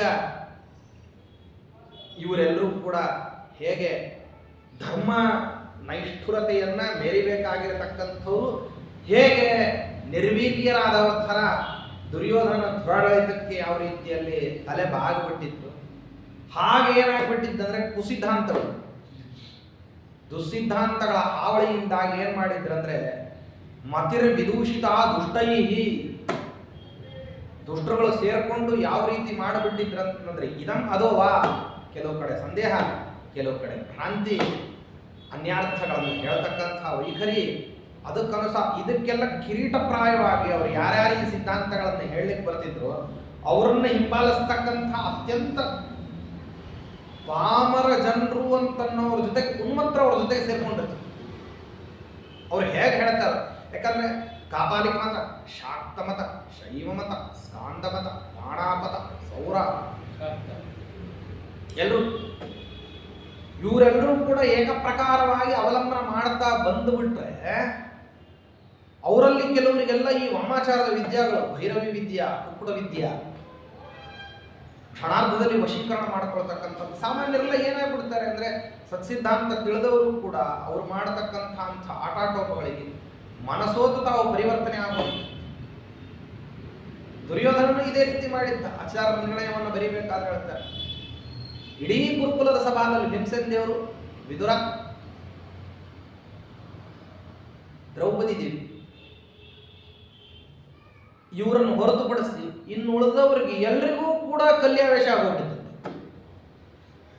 ಆ ಆವೇಶದ ಪ್ರಭಾವ ಎಷ್ಟಿತ್ತು ಅಂತಂದ್ರೆ ದುರ್ಯೋಧನ ಹೇಳ್ತಕ್ಕಂತಹ ದುಷ್ಟವಾದ ಮಾತುಗಳನ್ನ ವಿರೋಧಿಸಬೇಕು ಅಂತ ಗೊತ್ತಾಗ್ತಿರ್ಲಿಲ್ಲಂತೆ. ಇದನ್ನು ವಿರೋಧಿಸಬೇಕು, ಇದು ತಪ್ಪು, ಹೀಗೆ ಮಾಡಬಾರ್ದು, ಇದು ಅಶಾಸ್ತ್ರೀಯ ಹೇಳಲಿಕ್ಕೆ ಗೊತ್ತಾಗುತ್ತೆ. ಜ್ಞಾನದ ಕೊರತೆಯೇ ಇಲ್ಲ, ಅಧ್ಯಯನದ ಕೊರತೆಯೇ ಈ ಜನಗಳಲ್ಲಿ. They are very top most mandarins, ಅತ್ಯಂತ ಉತ್ತಮರಾದಂತಹ ಆಗಿನ ಕಾಲದ ಎನ್ಸೈಕ್ಲೋಪೀಡಿಯಾಗಳವರೆಲ್ಲ ಅವ್ರಿಗೆ ಈ ಸ್ಥಿತಿ. ಇನ್ನು ಮಧ್ಯಮರಾಗಿರ್ತಕ್ಕಂಥ ಧೃತರಾಷ್ಟ್ರಾದಿಗಳಿಗಂತೂ ತಲೆ ಕೈಯೇ ಹಾಕ್ಬಿಟ್ಟಿದ್ದ ನಾವು. ಇನ್ನ ಸ್ತ್ರೀ ವರ್ಗದಲ್ಲಿ ಯಾರು ಕೂಡ ಮಾತಾಡುವಷ್ಟು ಚೈತನ್ಯವನ್ನು ಉಳಿಸ್ಕೊಂಡು ಧೃತರಾಷ್ಟ್ರನ ವಾದವನ್ನ ಮಣಿಸ್ಬೇಕು. ಇನ್ನು ಶಕುನಿಯಿಂದ ಆರಂಭ ಮಾಡಿಕೊಂಡು ದುರ್ಯೋಧನಾದಿಗಳು ಎಲ್ಲಾ ವರ್ಗವೂ ಕೂಡ ಇಡೀ ಸಭಾ ಆಕ್ರಾಂತವಾಗಿ ಸಭೆಯನ್ನೆಲ್ಲ ತುಂಬಿಕೊಂಡು ನಿಂತಿದ್ದರಿಂದಾಗಿ ಯಾರು ಇವರನ್ನು ವಿರೋಧಿಸಲಿಕ್ಕೆ ಪುರರಿಗಾಗಲಿ ಜಾನಪದರಿಗಾಗಲಿ ಯಾರಿಗೂ ಸಾಮರ್ಥ್ಯ. ಇನ್ನು ಸಾಮರ್ಥ್ಯ ಇರತಕ್ಕಂತಹ ಧರ್ಮಾರ್ಜುನರುಗಳಿಗೆ ಎಲ್ರಿಗೂ ಕೂಡ ಏನಪ್ಪ ಅಂತಂದ್ರೆ ದ್ಯೂತದ ನಿಮಿತ್ತವಾಗಿ ದಾಸ್ಯ ಭಾವ ಬಂದ್ಬಿಟ್ಟಿದೆ. ಈ ದಾಸ್ಯ ಭಾವವನ್ನ ಯುಧಿಷ್ಠಿರ ತಾನು ತಗೊಂಡಿದ್ದಲ್ದೇನೆ ಭೀಮಸೇನ ದೇವರಿಗೂ ತಂದು ಬಿಟ್ಟಿದ್ದಾನೆ. ಅವನನ್ನ ವಿರೋಧಿಸಿ ಬಿಟ್ರೆ ಏನಾಗ್ಬಿಡ್ತದೆ ಅಂದ್ರೆ ಭೇದಕ ಬುದ್ಧಿಯನ್ನ ಮಾಡು. ಎಷ್ಟು ಹೇಳ್ತಾನೆ ದುರ್ಯೋಧನ, ನಮ್ಮಣ್ಣ ಆಡಿರ್ತಕ್ಕಂಥ ಲೆಕ್ಕದಾಟ ಅವನಿಗೆ ಸಂಬಂಧಪಟ್ಟದ್ದು ನಮಗಲ್ಲ ಅಂತ ಒಂದು ಮಾತು ಹೇಳಿಬಿಡ್ರಿ ಸಾಕು. ಸಮಾಧಿ ಅನೇಕ ಉಪಾಯಗಳಲ್ಲಿ ಭೇದವೂ ಒಂದು ಉಪಾಯ. ಪರಸ್ಪರರಲ್ಲಿ ಭೇದಕ ಬುದ್ಧಿಯನ್ನು ಹುಟ್ಟಿಸಿಬಿಟ್ರೆ ಆವಾಗ ಅವ್ರು ಏನ್ ಮಾಡ್ತಾರೆ ಅಂತಂದ್ರೆ ವಿಚ್ಛಿದ್ರರಾಗಿ ಹೋಗ್ಬಿಟ್ರು ಅಂದ್ರೆ ಅವಾಗ ಅವರನ್ನ ಪ್ರತ್ಯೇಕವಾಗಿ ಸಂಹರಿಸಿಬಿಡ್ಬೋದು. ಭೀಮಸೇನ ದೇವರಿಗೆ ತಾವವರನ್ನ ಬಿಟ್ಟರೆ ತಮಗೇನೂ ಹಾನಿ ಇಲ್ಲ, ಆದ್ರೆ ತಮ್ಮನ್ನ ಅವರು ಬಿಟ್ಟು ಬಿಟ್ರು ಅಂದ್ರೆ ಅವರನ್ನು ಯಾರೂ ಕಾಪಾಡೋರು. ತಮ್ಮನ್ನ ಅವ್ರು ಬಿಟ್ಟು ಹೋಗ್ಬಿಟ್ರು ಅಂತಂದ್ರೆ ಎಷ್ಟು ಜವಾಬ್ದಾರಿ ಅನ್ನೋದು ಹೇಗೆ ಬಂದು ಬಿಡುತ್ತದೆ. ನಾವು ವಾಯುದೇವರ ಹತ್ತಿರದಲ್ಲಿ, ನಾವು ಪರಮಾತ್ಮನ ಹತ್ತಿರದಲ್ಲಿ, ತತ್ವಾಭಿಮಾನಿ ದೇವತೆಗಳ ಹತ್ತಿರದಲ್ಲಿ ಎಂದೋ ಒಂದು ಸರ್ತೆ ಬೇಡಿರ್ತೀವಂತ, ಎಂದೋ ಒಂದು ಸರ್ತೆ ಬೇಡಿರ್ತೀವಂತ ನಮಗೂ ಒಳ್ಳೆ ಜನ್ಮವನ್ನು ಕೊಡು ಅಂತ. ಇಲ್ಲಿ ಬಂದ್ಮೇಲೆ ನಾವು ನಮಗೆ ಬೇಕಾಗಿದ್ದಂಥ ಜನ್ಮ ಏನ ಯಾವುದೇ ವಿಧವಾದಂಥ ರಿಸರ್ವೇಶನ್ ಕೋಟಾ ಇಲ್ಲ, ಇನ್ನೊಂದಿಲ್ಲ ಮತ್ತೊಂದಿಲ್ಲ ಅಂತ ಇಲ್ಲಿ ಬಂದ್ಮೇಲೆ ಮಾತಾಡೋದು ಬೇರೆ. ಅಲ್ಲಿ ಎಂದೋ ಒಂದು ಸರ್ತೆ ಕೇಳಿರ್ತೀವಿ ಅಂತ ಇಂಥ ಒಂದು ಅಪರೂಪದ ಜನ್ಮವನ್ನ ಕೊಡ್ತಾರೆ. ಕೊಟ್ಟ ನಂತರದಲ್ಲಿ ಈ ಶರೀರದಲ್ಲಿ ಬಂದು ನಿಂತುಕೊಂಡು ಸಾಧನೆ ಮಾಡತಕ್ಕಂತಹ ಅವಕಾಶಗಳನ್ನ ಪರಿಕಲ್ಪನೆ ಮಾಡ್ತಾರಂತೆ ಆ ದೇವತಾ ವ್ಯಕ್ತಿ. ಅದಕ್ಕೋಸ್ಕರವಾಗಿ ಆ ದೇವತೆಗಳೆಲ್ಲರೂ ಆ ರೀತಿಯಾದಂತಹ ಸಾಮರ್ಥ್ಯವಂತರಾದಂಥವರು. ಆದರೆ ದುರ್ಯೋಧನನ ಪ್ರಭಾವ ಎಷ್ಟಿದೆ ಅಂದ್ರೆ ದೇವತೆಗಳಿಗೂ ಕೂಡ ಏನಾಗೋದಿಲ್ಲ ಅಂದ್ರೆ ಅದನ್ನು ತಡ್ಕೊಳ್ಳಿಕ್ಕಾಗೋದಿಲ್ಲ. ಅವರು ಕೂಡ ಏನಾಗ್ತಾರೆ ಅಂದ್ರೆ ಕಲಿಸಂಪರ್ಕಕ್ಕೆ ವಶರಾಗ್ಬಿಡ್ತಾರೆ ಒಬ್ಬ ಭೀಮಸೇನ ದೇವರನ್ನು. ಅದಕ್ಕಾಗಿ ಒಬ್ಬ ಭೀಮಸೇನ ದೇವರು ಇವ್ರನ್ನೆಲ್ಲರನ್ನೂ ಉಳಿಸ್ಕೋಬೇಕು. ಹೀಗಾಗಿ ಯಾರೂ ಕೂಡ ದುರ್ಯೋಧನನ ದುರಾಡಳಿತವನ್ನ ಹಿಮ್ಮೆಟ್ಟಿಸ್ಲಿಕ್ಕೆ ಆಗದೇ ಇದ್ದಾಗ ಕೇವಲ ಪ್ರತಿಜ್ಞಾ ಮಾತ್ರದಿಂದಾಗಿ ದ್ರೌಪದಿ ದೇವಿಗೆ ಅಭಿದಾನವನ್ನ ಅಭಯವನ್ನ ಹೆಂಗೆ ಕೊಟ್ಟರೋ ಅದೇ ರೀತಿಯಲ್ಲಿ ಇಲ್ಲಿಯೂ ಕೂಡ ವೇದಗಳಿಗೆ ಶಿರಸ್ಥಾನೀಯವಾಗಿರತಕ್ಕಂಥದ್ದು ಉಪನಿಷತ್ತುಗಳು. ಮನುಷ್ಯನಿಗೆ ಹೆಂಗೆ ಶಿರಸ್ಸೇ ಉನ್ನತವಾದಂತಹ ಸ್ಥಾನವು ಹಂಗೆ ವೇದಗಳಿಗೆ ಶಿರಸ್ಥಾನೀಯವಾಗಿರತಕ್ಕಂಥದ್ದು ಯಾವುದು, ಉತ್ತಮಾಂಗ ಯಾವುದು ಅಂತಂದ್ರೆ ಅದು ಉಪನಿಷತ್ತು. ಆ ಉಪನಿಷತ್ತುಗಳಿಗೆ ಏನ್ ಮಾಡಿದ್ದಾರೆ ಅಂದ್ರೆ ಅಪವ್ಯಾಖ್ಯಾನಾದಿಗಳನ್ನು ಮಾಡಿಬಿಟ್ಟಿದ್ದಾರೆ. ಆ ಅಪವ್ಯಾಖ್ಯಾನವನ್ನು ಮಾಡಿ ಸೂತ್ರದ ಜೊತೆಗೆ ಸಂಯೋಜನೆ ಮಾಡಿಸ್ಬಿಟ್ಟಿದ್ದಾರೆ. ಆವಾಗ ವೇದಶಾಸ್ತ್ರಗಳು ಸ್ವಾಭಿಪ್ರಾಯವನ್ನ ಹೇಳದೇನೆ ಪರಾಭಿಪ್ರಾಯವನ್ನ ಅನ್ಯಾಭಿಪ್ರಾಯವನ್ನ ಹೇಳೋ ಹಾಗೆ ಮಾಡಿದ್ದಾರೆ. ಅದರಿಂದ ವೇದ ಪ್ರತಿಪಾದ್ಯ ವೇದಕ್ಕೆ ಅಭಿಮಾನಿಯಾಗಿರತಕ್ಕಂತಹ ಭಾರತೀ ದೇವಿ ಸಂಕಟವನ್ನು ಪಡೆದಿದ್ದಾಳೆ. ಯಾರಿಗೂ ಗೋಚರ ಆಗ್ತದೆ ಅಂದ್ರೆ ಯಾರು ವೇದಶಾಸ್ತ್ರಗಳನ್ನ ಅಧ್ಯಯನ ಮಾಡ್ತಾರೋ ಆ ಅಪಾರ್ಥದ ಪ್ರಯುಕ್ತವಾಗಿ ವೇದಮಾತೆಯಾಗಿರತಕ್ಕಂಥವಳು ಮತ್ತೆ ಸಂಕಟ ಪಡ್ತಕ್ಕಂಥದ್ದು ಅದು ಸ್ವಯಂ ವೇದಮಾತೆಯ ಪತಿಯಾಗಿರತಕ್ಕಂತಹ ಭಾರತೀಪತಿಯಾದಂತಹ ವಾಯುದೇವರಿಗೆ ಅದು ಗೋಚರ ಆಗ್ತದೆ. ಆವಾಗ ಮೌಲಿ ಸಂಗ್ರಹ ವಿಕರ್ಷಣ ದೂನ ಮಾಯಿನ ಸದಸಿ ದುಷ್ಟಜನೇನ ನ್ಯಾಯ ಮಾರ್ಗಂ ಅಪಹಾಯ ಮಹಾಂತಂ ಸ್ವೇಶ್ವರತ್ವಮಪಿ ಸಾಧಯತ. ಆ ಕಾಲದಲ್ಲಿ ಈ ನ್ಯಾಯದ ಮಾರ್ಗವನ್ನು ದುರ್ಯೋಧನ ಬಿಟ್ಟಿದ್ದಷ್ಟೇ ಅಲ್ಲ, ತನ್ನ ಈಶ್ವರತ್ವವನ್ನು ಸಾಧನೆ ಮಾಡ್ತಾನೆ. ಕೃಷ್ಣ ಪರಮಾತ್ಮನನ್ನು ಪಣಕ್ಕಿಡು ಅಂತ ಹೇಳ್ತಾನೆ ದುರ್ಯೋಧನ. ಇನ್ನೊಂದ್ಸರ್ತಿ ಹೇಳ್ಬಿಡು ಅಂತಾರೆ ಮನಸ್ಸಲ್ಲಿ. ಎರಡನೇ ಸರ್ತಿ ಧೈರ್ಯ ಮಾಡೋದು, ಒಂದು ಸರ್ತಿ ಹೇಳಿದೆಯಲ್ಲ ನಿನ್ನ ಸಂಹಾರ ಮಾಡೋದು ಅಂತ ನಿಶ್ಚಯ ಮಾಡಿದ್ದೀನಿ, ಇನ್ನೊಂದು ಸರ್ತಿ ಹೇಳ್ಬಿಡು ಎಂದೋ ಮಾಡೋದಿದೆಯಲ್ಲ ಇವತ್ತೇ ಮಾಡ್ತೀನಿ. ವೇದಿಜಾಮಿವ ಪುರಾ ಭರತಾಗ್ರ್ಯ ಸಸ್ವಯಂ ಶ್ರುತಿತಕಿಂ ಖಲು ದೃಷ್ಟ್ವಾ ಪುಷ್ಟಬುದ್ಧಿರಕರೋತ್ ಕರುಣಾಬ್ಧಿ ದುಷ್ಟಪಕ್ಷದ ಮನಸ್ಥಿರ ಸಂಧಾ. ಆ ದುಷ್ಟ ಕೂಟವನ್ನೆಲ್ಲವನ್ನು ಕೂಡ ಬಿಡದೇನೆ ಸಂಹಾರ ಮಾಡ್ತೀನಿ ಅಂತ ಭೀಮಸೇನ ದೇವರು ಆ ಕಾಲದಲ್ಲಿ ಹೆಂಗೆ ಪ್ರತಿಜ್ಞಾವನ್ನು ಮಾಡಿದ್ರು ಅದೇ ರೀತಿ ಇಲ್ಲಿಯೂ ಕೂಡ ಪ್ರಾಪ್ತವಾದಂತಹ ಅಶೇಷ ದುರ್ಮತಗಳೇನಿದ್ದಾರೆ ತತಃ ಪಶ್ಚಾತ್ ಸಂಕರಶ್ಚ ಏಕವಿಂಶತಿವಾದಿಭಿ ಪ್ರಣೀತಾನಿ ನಿರಾಚಕ್ರೆ ಕುಭಾಷ್ಯಾಣಿ ಮಹಾಮತಿ ಅಂತಂದೇನು ಹೇಳ್ತಾರೆ. ಆ ರೀತಿಯಲ್ಲಿ ಪ್ರಾಪ್ತವಾದ ದುರ್ಮತಗಳನ್ನೆಲ್ಲವನ್ನು ಖಂಡಿಸ್ತಕ್ಕಂತಹ ಸನ್ಮತ ಪ್ರತಿಷ್ಠಾಪಕವಾದಂತಹ ಭಾಷ್ಯ ಗ್ರಂಥವನ್ನು ರಚನೆ ಮಾಡ್ತೀನಿ ಅಂತ ಪ್ರತಿಜ್ಞಾ ಮಾಡಿದ. ಸಮಸ್ಯೆ ಏನು ಗೊತ್ತಾ, ಇಲ್ಲಿಂದ ರಚನೆ ಮಾಡ್ತೀನಿ ಅಂತ ಹೇಳಿದ್ದಾರೆ. ರಚಿತವಾದಂತಹ ಭಾಷ್ಯ ಗ್ರಂಥ ಅವ್ರದ್ದು ಭಾಷೆನೇ ಓದೋದು ತುಂಬಾ ಕಷ್ಟ. ಅವರ ಭಾಷ್ಯ ಸುಲಭ ಇಲ್ಲ. ವ್ಯಾಖ್ಯಾನಗಳಕ್ಕಿಂತಲೂ ಹೆಚ್ಚು ಭಾಷ್ಯಕಾರನೇ ಮಾತಾಡ್ಬಿಟ್ಟಿದ್ದಾನೆ. ಸಾಮಾನ್ಯವಾಗಿ ಏನಂತಂದ್ರೆ ಸೂತ್ರದಕ್ಕಿಂತ ಹೆಚ್ಚು ಮಾತುಗಳು ಭಾಷ್ಯದಲ್ಲಿಯೂ, ಭಾಷ್ಯದಕ್ಕಿಂತ ಹೆಚ್ಚು ಟೀಕಾದಲ್ಲಿಯೂ, ಟೀಕಾದಕ್ಕಿಂತ ಹೆಚ್ಚು ಟಿಪ್ಪಣಿಯಲ್ಲಿಯೂ ಬರಬೇಕು. ಅಲ್ಲಿ ಹಂಗಲ್ಲ, ಟಿಪ್ಪಣಿಕಾರ ಟೀಕಾಕಾರ ಕ್ಕಿಂತಲೂ ಕೂಡ ಹೆಚ್ಚು ಮಾತು ಯಾರು ಮಾತಾಡ್ತಾನೆ ಅಂದ್ರೆ ಭಾಷ್ಯಕಾರನೇ ಮಾತಾಡ್ತಾನೆ. ಅತ್ಯಂತ ವಿಸ್ತೃತವಾದಂತಹ ಭಾಷ್ಯ. ಯಾಕೆಂದ್ರೆ ಇಲ್ಲದ ವಿಷಯವನ್ನ ಸಮರ್ಥನ ಮಾಡಲಿಕ್ಕೆ ಬಹಳ ಮಾತುಗಳು ಬೇಕು. ಆಚಾರ ರಚನೆ ಮಾಡಬೇಕು. ಹೇಗೆ ಆ ಭಾಷ್ಯವನ್ನ ಖಂಡಿಸಬೇಕು, ಅಲ್ಪ ಶಬ್ದಗಳಿರಬೇಕು, ಖಂಡಿಸುವ ಅಭಿಪ್ರಾಯ ಎಲ್ಲ ಬರಬೇಕು, ಅಭಿಪ್ರಾಯ ಸ್ಫುಟವೂ ಆಗಿರಬೇಕು. ಹೇಗಿರಬೇಕು ಅಂತಂದ್ರೆ ಸಣ್ಣ ಹುಡುಗರು ಓದಿದ್ರು ಕೂಡ ಅದು ಅರ್ಥ ಆಗುವ ಹಾಗಿರಬೇಕು. ಬಾಲಸಂಘಮಪಿ ಬೋಧಯದೃಶಂ. ಸುಲಭವೇ ಇದೆ, ಆದ್ದರಿಂದಾಗಿ ಸಮರ್ಥನ ಮಾಡ್ಲಿಕ್ಕೆ ಹೊರಡ್ತೀವಿ ಅಂತ ಅಂದ್ರೆ ದುರ್ನಿರೂಪ ವಚನಂಚ ಪಂಡಿತೈ. ವಿದ್ವಾಂಸರುಗಳು ಕೂಡ ಏನ್ ಮಾಡಿರ್ಬೇಕಂದ್ರೆ ಅದರಲ್ಲಿ ಹೆಕ್ಕಿ ತಗದಷ್ಟು ಕೂಡ ಅರ್ಥದ ರಸಪ್ರವಾಹ ಅಂತಂದು ಹರಿತಾ ಇದೆ. ಅದು ಸೌಮ್ಯ ಕಾಂತಿಯೂ ಇರಬೇಕು. ಆಸ್ವಾದನ ಮಾಡ್ತಕ್ಕಂಥವರಿಗೆ, ಉಪಾಸನ ಮಾಡ್ತಕ್ಕಂಥವರಿಗೆ, ಭಗವಂತನನ್ನ ಅರಿಯಬೇಕು ಅನ್ನೋರಿಗೆ. ಹಾಗೇನೆ ದುರ್ಮತಗಳನ್ನು ಇಟ್ಟುಕೊಂಡು ಸೂತ್ರಗಳಿಗೆ ಅಪವ್ಯಾಖ್ಯಾನವನ್ನು ಮಾಡಿದಂಥವರಿಗೆ ಅದು ಭಯಂಕರವೂ ಆಗಿದೆ. ಎರಡರಲ್ಲಿ ಯಾವ್ದಾರ ಒಂದು ಸಿಗಲಿಕ್ಕೆ ಸಾಧ್ಯ ಇದೆ. ಸೂರ್ಯನ ಕಠೋರವಾದ ರಶ್ಮಿ ಆದರೂ ಸಿಗ್ಬೋದು, ಅಥವಾ ಚಂದ್ರನ ಶೀತಲ ಕಾಂತಿ ಆದರೂ ಸಿಗ್ಬೋದು. ಇದು ವಿಚಿತ್ರ.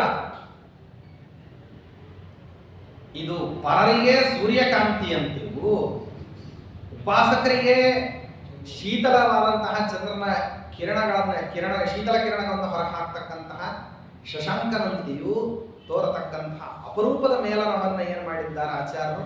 ತಮ್ಮ ಸ್ವರೂಪ ಅವ್ರ ಸ್ವರೂಪ ಹೆಂಗೋ ಭಾಷ್ಯ ಸ್ವರೂಪವೋ ಹಂಗೆ ಸುಲಭವಾಗಿ ಸಿಕ್ಕಿಬಿಡ್ತಾರಂತೆ. ಮುಖ್ಯ ಪ್ರಾಣದೇವರಷ್ಟು ಸುಲಭವಾಗಿ ಸಿಗತಕ್ಕಂತಹ ದೇವತಾ ವ್ಯಕ್ತಿಗಳು ಇನ್ನೊಬ್ಬರಿಲ್ಲ ಅಂತ ವಾಯುತತ್ವದ ಉಪಾಸನದಲ್ಲಿ. ಎಷ್ಟು ವಿಚಿತ್ರ ಅಂದ್ರೆ ಒಂದು ರಂಗೋಲೆಯಲ್ಲಿ ಮುಖ್ಯ ಪ್ರಾಣದೇವರ ಚಿತ್ರವನ್ನು ಬರೆದುಬಿಟ್ಟು ಸಂವಿಧಾನ ಬಂದ್ಬಿಡ್ತು. ಶಿಲಾಫಲಕಗಳಲ್ಲಿ ಕೆತ್ತಿಸೋದು, ಬರೆಯೋದು, ಚಿತ್ರ ಬರೆಯೋದು, ಚಿತ್ರಪಟಗಳನ್ನು ಬರೆಯೋದು, ಹೀಗೆ ಇರಬೇಕು ಅಂತ ಇದೆಲ್ಲ ನಂತರದ್ದು. ಇದರಲ್ಲಿ ಸನ್ನಿಧಾನ ಬರ್ತದೆ ಇಲ್ಲೋ ಅನ್ನುವಂತಹ ಸಂದೇಹವೇ ಬೇಡ ನಿಮಗೆ. ಇದರಲ್ಲಿ ಸುತರಾಂ ಸಂದೇಹ ನಿಸ್ಸಂದೇಹವಾಗಿ ಬರುತ್ತೆ. ರಂಗೋಲೆ ಹಾಕ್ತಾರಲ್ಲ ಹೆಣ್ಮಕ್ಳು, ಪ್ರಾಣದೇವರ ರಂಗೋಲೆ ಅಂತ ಹಾಕ್ತಾರೆ. ಆ ಆಕಾರದ ಎಳೆಗಳಲ್ಲಿ ತುಂಬಾ ಸುದೀರ್ಘವಾಗಿ ಏನು ಹಾಕೋದಿಲ್ಲ, ನಾಕಾರ ಎಳೆಗಳನ್ನು ಸೇರಿಸ್ಬಿಟ್ಟು ಪ್ರಾಣದೇವರ ಪ್ರತೀಕ ಬರವಂಗ ಒಂದು ರಂಗೋಲೆ ಹಾಕಿದ್ರೆ ಅದರಲ್ಲಿ ಸಂವಿಧಾನ ಇರ್ತದಂತೆ. ಅದು ಭೂತ ಪ್ರೇತ ಪಿಶಾಚಾದಿಗಳ ಬಾಧೆಯನ್ನು ನಿವರ್ತನೆ ಮಾಡುತ್ತದೆ ಅಂತ ವ್ಯಾಸರಾಜರು ಹೇಳುತ್ತಾರೆ. ಪ್ರಾಣದೇವರ ರಂಗೋಲೆ ಹಾಕಿದ್ರು. ಹೇಗೆ ಭಾಷ್ಯ ಗ್ರಂಥ ಈ ರೀತಿಯಾಗಿ ಬಾಲಕರಿಗೂ ಸುಲಭವಾಗಿ ಸಿಗತಕ್ಕಂಥದ್ದು, ಹಂಗೆ ಉಪಾಸಕನಾದಂಥವನು ಅತ್ಯಂತ ಸಣ್ಣವನಿದ್ದರೂ ಅವನು ಉಪಾಸನೆ ಮಾಡತಕ್ಕಂತಹ ಉಪಾಸನೆ ದೊರಕಿರುವಂಥದ್ದು.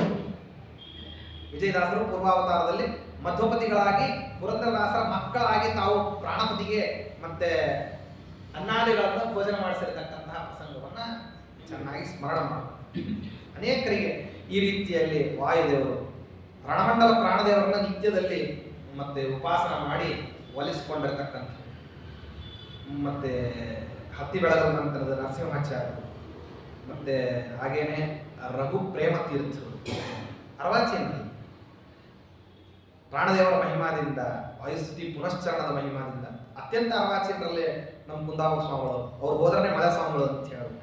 ಈ ಶಿಕಾರಿಪುರ ಇಂಥಲ್ಲೆಲ್ಲ ಕಡೆ ಮಳೆ ಬರದೇ ಇದ್ದಾಗ 48 ದಿವಸ ಸತತವಾಗಿ ಕೂತ್ಕೊಂಡು ವಾಯುಸ್ತುತಿ ಪುನಶ್ಚರಣ ಮಾಡಿಸಿ ಮಳೆ ಬಂದ ಮೇಲೆ ಅವರಿಂದ ಹೋಗ್ತಿರುತ್ತೆ. ಮಳೆ ಸ್ವಾಮಿಗಳು ಅಂತಲೇ ಖ್ಯಾತಿ. ವಾಯುಸ್ತುತಿ ಪುನಶ್ಚರಣದಿಂದಲೇ ಅಸ್ತದೂಷಣ ಅವಂಧ್ಯ ಭಾಷಣಂ ಲಕ್ಷಿತಂ ಸಕಲ ಲಕ್ಷಣೈಃ ಸಮಂ ಮಾನನೀಯಮಪಿ ನಾಕಿನಾಯಕೈ ರೂಪಮನ್ಯದಿವ ಧನ್ಯಮಾತ್ಮನಃ. ಯಾವುದೇ ವಿಧವಾದಂತಹ ದೂಷಣಗಳನ್ನು ಎತ್ತಲಿಕ್ಕೆ ಸಾಧ್ಯ ಇಲ್ಲ. ಅಂತಹ ಒಂದು ಅತ್ಯಂತ ಶುಭ್ರವಾದ ವಚನ. ಒಂದು ಕಡೆನೂ ಮಾತಿನಲ್ಲಿ ವ್ಯರ್ಥ ಈ ಮಾತು ಬರಿದೇ ಇದ್ರೆ ಅನುಕೂಲ ಆಗ್ತಿದ್ದೋ ಏನೋ ಅಂತ ಅನ್ನೋ ಹಾಗಿಲ್ಲ. ಅವಂಧ್ಯ ಭಾಷಣ. ಭಾಷ್ಯದ ಲಕ್ಷಣಗಳನ್ನು ಏನೇನು ಹೇಳ್ತಾರೋ ಎಲ್ಲ ಲಕ್ಷಣಗಳು ಅಲ್ಲಿರ್ತವೆ.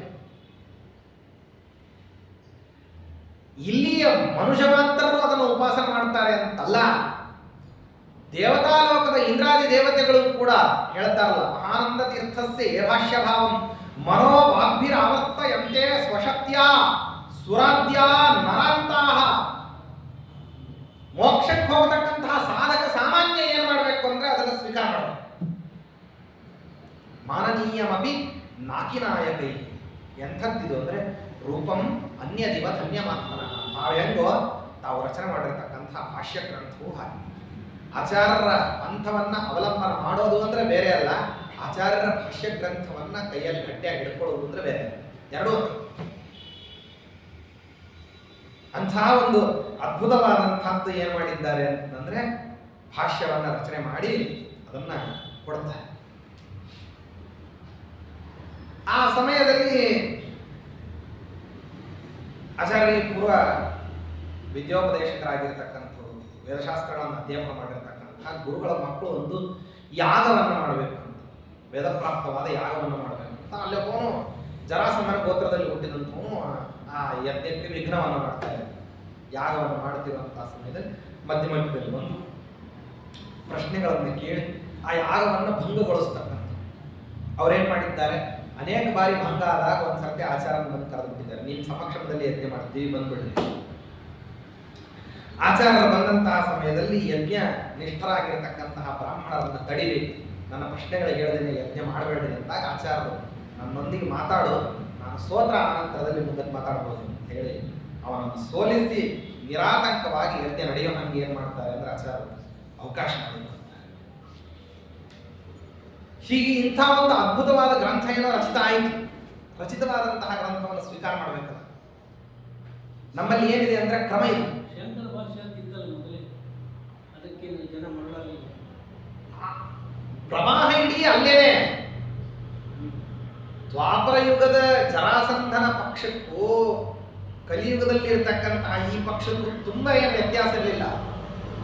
ಅಲ್ಲಿ ಬಲದಿಂದಾಗಿ ಎಲ್ಲರನ್ನೂ ಅಧೀನದಲ್ಲಿ ಇಟ್ಟುಕೊಂಡಿದ್ದ ಜರಾಸಂಧ, ಇಲ್ಲಿ ಬುದ್ಧಿ ಬಲದಿಂದಾಗಿ ಇವರೆಲ್ಲರನ್ನೂ ಅಧೀನದಲ್ಲಿ ಇಟ್ಕೊಂಡಿದ್ದ. ಇಷ್ಟೇ ಒಂದೇ ಒಂದು ವ್ಯತ್ಯಾಸ. ಗುಣ ಅಲ್ಲಿ ಶಾರೀರಿಕ ಬಲ, ಗುಣ ಇಲ್ಲಿ ಬೌದ್ಧಿಕ ಬಲ. ಅಲ್ಲಿ ಕ್ಷತ್ರಿಯರುಗಳಲ್ಲಿ ಆಳುವಂತಹ ಕ್ಷತ್ರಿಯರುಗಳ ಮಧ್ಯದಲ್ಲಿ ನಿಂತುಕೊಂಡು ಲೋಕದಲ್ಲಿ ಪರಿವರ್ತನೆಯನ್ನು ತರಲಿಕ್ಕೆ ಜರಾಸಂಧ ಪ್ರಯತ್ನ. ಇಲ್ಲಿ ಆಳುವಂಥವ್ರು ಅಂತನ್ನೋರು ಯಾರು ಇಲ್ಲೇ ಇಲ್ಲಲ್ಲ ಕಲಿಯುಗದಲ್ಲಿ. ಯಾಕೆಂದ್ರೆ ರಾಜಸಂತತಿಯಲ್ಲಿ ಆಳಿಸ್ಕೊಳ್ಳೋದು ಅಂತ ಅನ್ನೋದು ತುಂಬಾ ಅತ್ಯಂತ ಸ್ವಲ್ಪ ಕಾಲದವರೆಗೆ ಎಲ್ಲ ಅದೆಲ್ಲ ಆಗಾಗಲೇ ಕ್ಷೀಣ ಆಗ್ತಾ ಬಂದ್ಬಿಟ್ಟಿತ್ತು. ಹಂಗೆ ಯಾರು ಆಳೋರಿದ್ರು ಅವರು ಕೂಡ ಯಾರ ಅಧೀನದಲ್ಲಿ ಇರ್ತಿದ್ರು ಅಂದ್ರೆ ಉಪದೇಶಕರು ಯಾರು ಇರ್ತಿದ್ರು ಅವರೇ ಏನ್ ಮಾಡ್ಬಿಡ್ತಿದ್ರು ಅಂದ್ರೆ ನಿರ್ಣಯ ಮಾಡಿಬಿಡ್ತಿದ್ರು. ಬೌದ್ಧರ ಕಾಲದಲ್ಲೇನೆ ಇದು ಆರಂಭ ಆಗೋಗ್ಬಿಟ್ಟಿತ್ತು. ಕ್ಯಾನ್ಸ್ಟಾಂಟಿನೋಪಲ್ ದ್ವಾರವನ್ನೇ ಯಾವಾಗ ಮುಚ್ಚಿದ್ರಲ್ಲ ಆಟೋಮನ್ ತುರಷ್ಕರು, ಅವರು ತುರುಷ್ಕರು ಮುಚ್ಚಿದ ನಂತರದಲ್ಲಿ ಏನಾಯಿತು ಅಂತಂದ್ರೆ ಅವ್ರು ಮುಚ್ಚೋಕ್ಕಿಂತ ಮುಂಚೆ ಇಲ್ಲಿ ಬೌದ್ಧದ ವಾದ ಹೆಚ್ಚಾಗ್ಬಿಡ್ತು. ಬೌದ್ಧರ ವಾದ ಹೆಚ್ಚಾದಾಗ ಅವ್ರು ಏನ್ ಮಾಡಿದ್ರು ಅಂದ್ರೆ ಬೌದ್ಧರು ಇಲ್ಲಿಯ ಆಳರಸರ ಏನಿದ್ದಾರೋ ಅವರನ್ನ ಅಧೀನಕ್ಕೆ ತಗೊಂಡು ಅವ್ರು ಏನ್ ಮಾಡಿದ್ರು ಅಂತಂದ್ರೆ ತಮ್ಮ ಸಿದ್ಧಾಂತ it should be world wide, ಅದು ಎಲ್ಲ ಕಡೆಗೂ ಬರಬೇಕು. ಹಾಗೆ ಬರಬೇಕು ಅಂತಂದ್ರೆ ನಾವು ಈಗೆಲ್ಲ ಪಾಠ ಪ್ರವಚನ ಮಾಡೋದ್ರ ಮೂಲಕವಾಗಿ ಇದನ್ನು ಪರಿವರ್ತನೆ ತರಬೇಕಂದ್ರೆ ಬುದ್ಧಿಪೂರ್ವಕವಾಗಿ ಆ ವಿಕಾಸವನ್ನು ಒಪ್ಕೊಂಡು ಅದನ್ನ ಒಪ್ಕೊಳ್ಳುವಂತಹ ಜನಗಳು ಬರಬೇಕಂದ್ರೆ ಅದರ ಮೇಲೆ ಪ್ರಶ್ನೆಗಳನ್ನು ಎತ್ತುತ್ತಾರೆ. ವಾದ ತುಂಬಾ ಟೊಳ್ಳಾಗಿರೋದ್ರಿಂದ ಬುದ್ಧಿವಂತ ಯಾರ ಪ್ರಶ್ನೆ ಕೇಳಿಬಿಟ್ಟ ಅಂದ್ರೆ ನಿರುತ್ತರಿಗಳಾಗಿರುತ್ತೆ. ಅದಕ್ಕಾಗಿ ಏನ್ ಮಾಡೋಣ ಅಂದ್ರೆ ಮಾಸ್ನಲ್ಲಿ ಇದನ್ನ ರೀಕಲೆಕ್ಟ್ ಮಾಡೋದು ಅಥವಾ ಇದನ್ನ ಸಂಪೂರ್ಣ ಪ್ರಮಾಣದಲ್ಲಿ ಪರಿವರ್ತನೆ ಮಾಡಬೇಕಂದ್ರೆ ರಾಜಧರ್ಮವನ್ನು ಪರಿವರ್ತನೆ ಮಾಡಬೇಕು, ರಾಜನನ್ನೇ ಪರಿವರ್ತನೆ ಮಾಡಬೇಕು ಅಂತ ಹೊರಟು. ವಾಸ್ತವದಲ್ಲಿ ಆರಂಭ ಆದದ್ದು ತುಂಬಾ ದೊಡ್ಡ ತಾಕಲಾಟ ಬಂದದ್ದು ಅದೇ ಕಾಲದಲ್ಲಿ. ಆ ಕಾಲದಲ್ಲೇನೆ ಕುಮಾರಲ ಭಟ್ಟ ಮತ್ತು ನಾರಾಯಣ ಭಟ್ಟ ನನ್ನಂಥವ್ರು ಏನ್ ಮಾಡಿದ್ರು ಅಂತಂದ್ರೆ, ನೀವು ಹೇಳ್ತಕ್ಕಂತಹ ಬೌದ್ಧಾಗಮವನ್ನು ನಾವು ಒಪ್ಕೋಬೇಕು ಅಂತಂದ್ರೆ ನಾವು ಏನ್ ಮಾಡ್ತೀವಿ ಅಂತಂದ್ರೆ, ಆವಾಗ ರಾಜ ಬಂದು ಕೇಳ್ತಾನೆ, ಕುಮಾರಲ ಭಟ್ಟನನ್ನ ಕೇಳ್ತಾನೆ, ನಾನು ಈ ಮತವನ್ನ ಅನುಸರಣ ಮಾಡೋದು ಸರಿನೇ ತಪ್ಪೆ, ಬೌದ್ಧ ಶಾಸ್ತ್ರವನ್ನ ಅನುಸರಣ ಮಾಡೋದು ಸರಿಯೇ ತಪ್ಪೆ, ಯಾಕಂದ್ರೆ ವೇದಕ್ಕೆ ವಿರುದ್ಧವಾಗಿದೆಯಲ್ಲ ಅಂದಾಗ ಆವಾಗ ಇದು ವೇದಕ್ಕೆ ವಿರುದ್ಧವಾದಂತಹ ಶಾಸ್ತ್ರ ಅಂತ ವಿವೇಕವನ್ನ ಕೊಡ್ತಾರೆ. ಕುಮಾರಲ ಭಟ್ಟ ಮತ್ತು ನಾರಾಯಣ ಭಟ್ಟ ಅಂತ ಕೊಡ್ತಾರೆ. ಕೊಟ್ಟಾಗ ಹಾಗಾದ್ರೆ ನಾನು ಏನು ಮಾಡಲಿ, ಎಲ್ಲ ಕಡೆನೂ ಬೌದ್ಧವಾದ ಹೆಚ್ಚಾಗ್ಬಿಟ್ಟಿದೆ. ನಮ್ಮ ಹಿಂದಿನವರು ಕೂಡ 2-3 ತಲೆಮಾರಿನವರು ಕೂಡ ಅವ್ರು ಏನು ಮಾಡಿದ್ದಾರೆ ಅಂದ್ರೆ ಒಪ್ಕೊಂಡು ಜಗತ್ತಿನಲ್ಲೆಲ್ಲ ಪ್ರಸಾರ ಮಾಡ್ಲಿಕ್ಕೆ ನಾವೇ ಕಾರಣರಾಗ್ಬಿಟ್ಟಿದ್ದೇವೆ. ನಾವು ರಾಜಮನೆತನದವರು ಅದನ್ನು ಸ್ವೀಕಾರ ಮಾಡಿದ ಮೇಲೆ ಉಳಿದವರೆಲ್ಲರೂ ಅನಾಯತ್ಯ ಅದನ್ನು ಸ್ವೀಕಾರ ಮಾಡಲೇಬೇಕಂತ ಪರಿಸ್ಥಿತಿ ನಮ್ಮ ವಂಶದವರೇ ತಂದುಬಿಟ್ಟಿದ್ದಾರೆ. ಈಗ ನೀವು ಹೇಳ್ತಿರುವಂತಹ ವಾದ ವೇದಶಾಸ್ತ್ರಗಳಿಗೆ ವಿರುದ್ಧವಾದಂಥದ್ದು ಬೌದ್ಧವಾದ, ನಾಸ್ತಿಕವಾದವೇ. ಬೌದ್ಧರು ತಾವು ಯಜ್ಞಗಳನ್ನು ಮಾಡಬೇಡ್ರಿ, ಅನುಷ್ಠಾನ ಮಾಡ್ಲಿಕ್ಕೆ ಹೋಗ್ಬೇಡ್ರಿ, ಸ್ವರ್ಗ ನರಕಾದಿಗಳಿಲ್ಲ, ಕೇವಲ ಅಹಿಂಸಾ ಅಂತ ಅನ್ನೋದೇ ಪರಮಧರ್ಮ ಅಂತ ಹೇಳಿ ಇದು ಕೇವಲ ಬೌದ್ಧಿಕವಾಗಿ ದಾಳಿ ಆದ್ರೆ ವಾಸಿ. ಆ ಕಾಲದಲ್ಲಿ ಇನ್ನೊಂದು ಅನರ್ಥ ಏನಾಗ್ಬಿಡುತ್ತಂದ್ರೆ ತುರುಷ್ಕರು ಬರ್ಲಿಕ್ಕೆ ಇವ್ರು ಮಾಡಿರುವಂತಹ ಉಪದ್ಯಾರ್ಥನ ಕಾರಣ.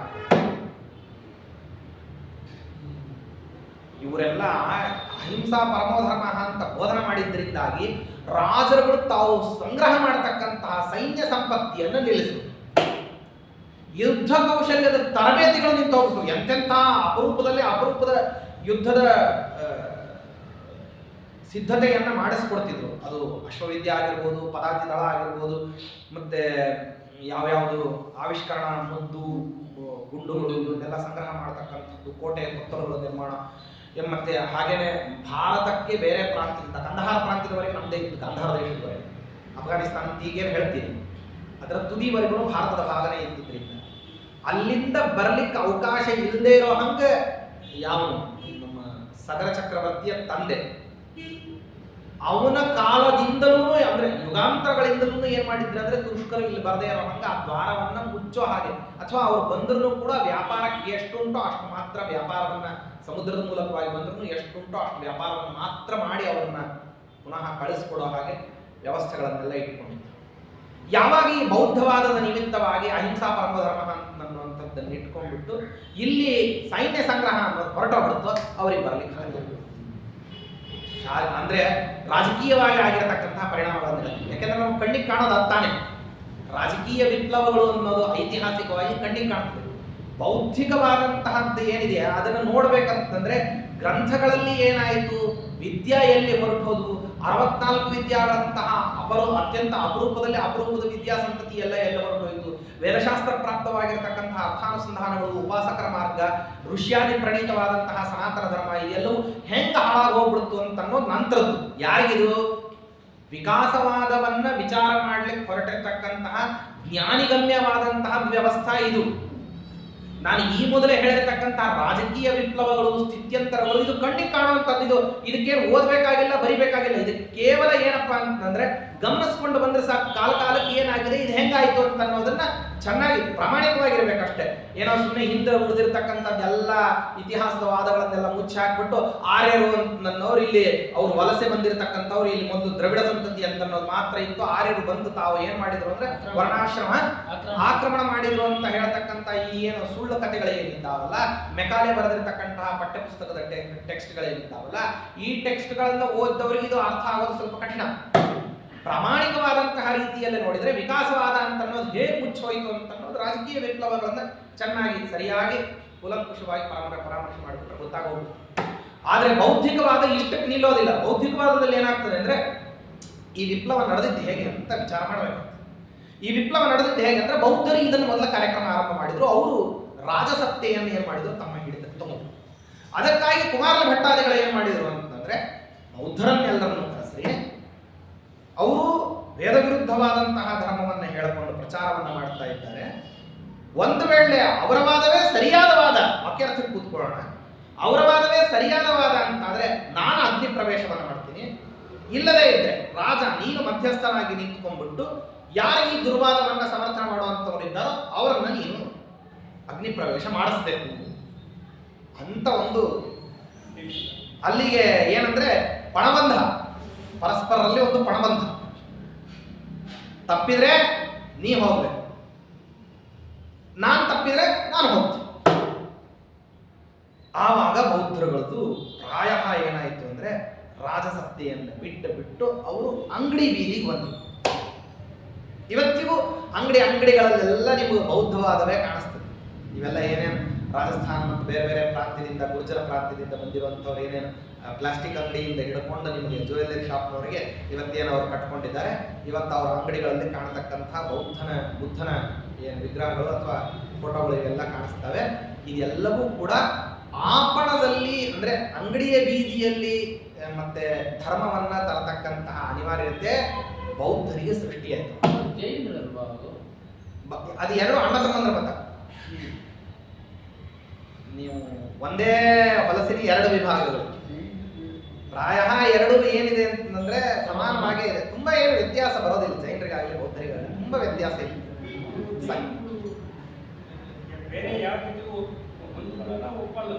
ಅಲ್ಲ, ಹೊಂದಿಕೊಳ್ಳದೆ ಇರೋದು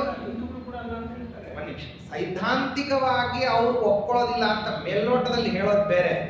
ಸಿದ್ಧಾಂತ ಏನ್ ಹೇಳ್ತೀಯ, ನಿನ್ನ ಸಿದ್ಧಾಂತವನ್ನು ಏನ್ ಮೊದಲು ಬೌದ್ಧವಾದವೇ ಅತ್ಯಂತ ಪ್ರಬಲವಾಗಿ ಹೊರಟಿತ್ತು. ವೇದವನ್ನ ನಿಷೇಧ ಮಾಡತಕ್ಕಂಥದ್ದು, ಅಹಿಂಸಾ ಪರಮೋ ಧರ್ಮ ಅಂತ ಹೇಳಿತ್ತು, ಯಜ್ಞಯಾಗಾದಿಗಳನ್ನ ನಿಷೇಧ ಮಾಡಿರ್ತಕ್ಕಂಥದ್ದು, ಮತ್ತೆ ನಿಮ್ಮ ಇದನ್ನ ಯಾವುದನ್ನ ಪಾರಲೌಕಿಕ ಕ್ರಿಯಾದಿಗಳನ್ನು ಅಂದ್ರೆ ಶ್ರಾದ್ದ ಕರ್ಮಾದಿಗಳನ್ನೆಲ್ಲವನ್ನು ನಿಷೇಧ ಮಾಡಿದ್ದು. ಇದೆಲ್ಲವೂ ಮೊದಲು ಆರಂಭವಾದಂಥದ್ದು ಬೌದ್ಧವಾದದಲ್ಲೇ. ಜೈನವಾದ ಬೌದ್ಧವಾದದಕ್ಕಿಂತಲೂ ಅರ್ವಾಚೀನ. ಬೌದ್ಧರಷ್ಟು ಪ್ರಾಚೀನರಲ್ಲ ಜೈನರು. ಇವರಷ್ಟು ಅವರು ಜ್ಞಾನ ಮಾರ್ಗದಲ್ಲಿ ಕಸರತ್ತು ಮಾಡದೇ ಇರಬಹುದು, ಆದ್ರೆ ಇದನ್ನ ವೈದಿಕ ಮಾರ್ಗಕ್ಕಂತೂ ಬರಲಿಲ್ಲ ಅವ್ರು ಯಾರು.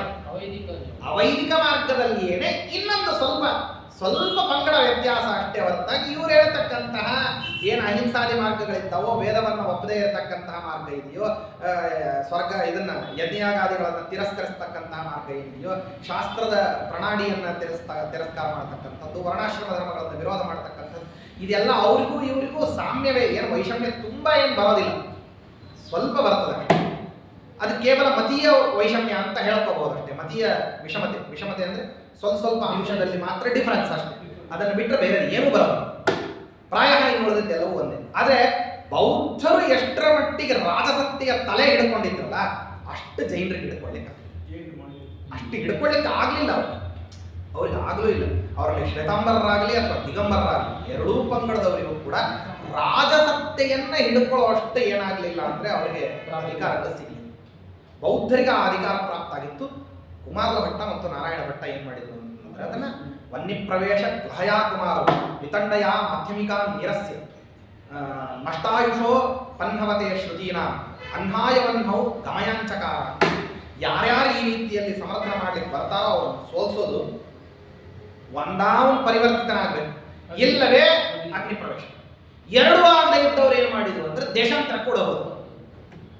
ಹಾಗೆ ಓಡ್ ಹೋದವರಲ್ಲಿ ಉಳಿದಿರ್ತಕ್ಕಂಥವರೇ ಬಕ್ಕಸ್ವಾಮಿ, ಅವನಿಂದ ಗೌಡಪಾದ, ಅವನಿಂದ ಮುಂದಕ್ಕೆ ಬಂದಿರತಕ್ಕಂಥದ್ದು ಅದ್ವೈತ. ಇದನ್ನೇ ಮಣಿಮಂಜರಿಕಾರರು ಅವರ ಪರಂಪರಾವನ್ನ ಹೇಳುತ್ತಾರೆ. ಅವರಲ್ಲಿಯೂ ಕೂಡ ಬಕ್ಕಸ್ವಾಮಿಯನ್ನು ಗೌಡಪಾದಾಚಾರ್ಯರ ಗೌಡಪಾದೀಯ ಕಾರಿಕ ಅಂತ ಅನ್ನೋದು ಇವತ್ತಿಗೂ ಕೂಡ ಪ್ರಸಿದ್ಧವಾಗಿದೆ ಇದೆ.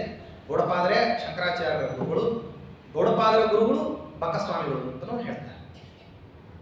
ಸನಕಾದಿ ಮಹರ್ಷಿಗಳು ಪ್ರವರ್ತಿತವಾಗಿರತಕ್ಕಂತಹ ಸತ್ಸಿದ್ಧಾಂತ ಪರಂಪರಾದಲ್ಲಿ ಸನಕಾದಿ ಮಹರ್ಷಿಗಳವರೆಗೆ ಅವರು ನಾವು ಹೇಳಿದಂಗೆ ಪರಂಪರಾವನ್ನು ಹೇಳ್ಕೊಂಡು ಸನಕಾದಿ ಮಹರ್ಷಿಗಳ ನಂತರದಲ್ಲಿ ಬಕ್ಕಸ್ವಾಮಿಯ ನಂತರದಲ್ಲಿ ಗೌಡಪಾದರು, ಗೌಡಪಾದರ ನಂತರದಲ್ಲಿ ಅದೇ ಗೋವಿಂದಪಾದರು, ಅವರ ಒಂದು ಇಬ್ಬರು ಮೂರು ಜನ, ಆ ನಂತರದಲ್ಲಿ ಶಂಕರಾಚಾರ್ಯ ಅಂತ ಹೇಳ್ಕೊಂತಾರೆ.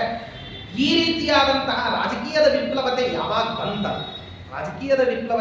ಬಂತು ಆವಾಗ ಏನಾಯಿತು ಅಂದ್ರೆ ಪಾಮರ ಜನರುಗಳು ಮಾಸ್ನಲ್ಲಿ ರಿಕಲೆಕ್ಟ್ ಆಗ್ತಕ್ಕಂಥದ್ದು ಅಥವಾ ಪರಾವೃತ್ತಿಯನ್ನು ಹೊಂದತಕ್ಕಂಥದ್ದು ಈ ವಿಷಯಗಳನ್ನು ನಿಲ್ಲಿಸ್ತಾ ಬಂತು. ರಾಜಸತ್ತೆಯೂ ಕೂಡ ಕ್ರಮೇಣ ಯಾವಾಗ ತುರುಷ್ಕರ ಹಾವಳಿ ಬಂದು ಹೋಗ್ಬಿಡ್ತು ಆವಾಗ ಕ್ರಮೇಣ ಹಿಂದೂ ಧರ್ಮದವರ ಆಳ್ವಿಕೆಯನ್ನು ಕೂಡ ಕಡಿಮೆ ಮಾಡ್ತಾ ಬಂದರು. ಆನಂತರದಲ್ಲಿ ಆಂಗ್ಲರ ಆಕ್ರಮಣ ಆಯಿತು. ಆಗಂತೂ ಸಂಪೂರ್ಣ ಪ್ರಮಾಣದಲ್ಲಿ ರಾಜಸತ್ತೆ ಅಂತ ಅನ್ನೋದೇ ಹೊರಟು ಹೋಗ್ಬಿಡ್ತು. ಆನಂತರದಲ್ಲಿ ಪ್ರಜಾಪ್ರಭುತ್ವದ ವ್ಯವಸ್ಥೆಯಲ್ಲಿ ಬಂದ್ವಿ.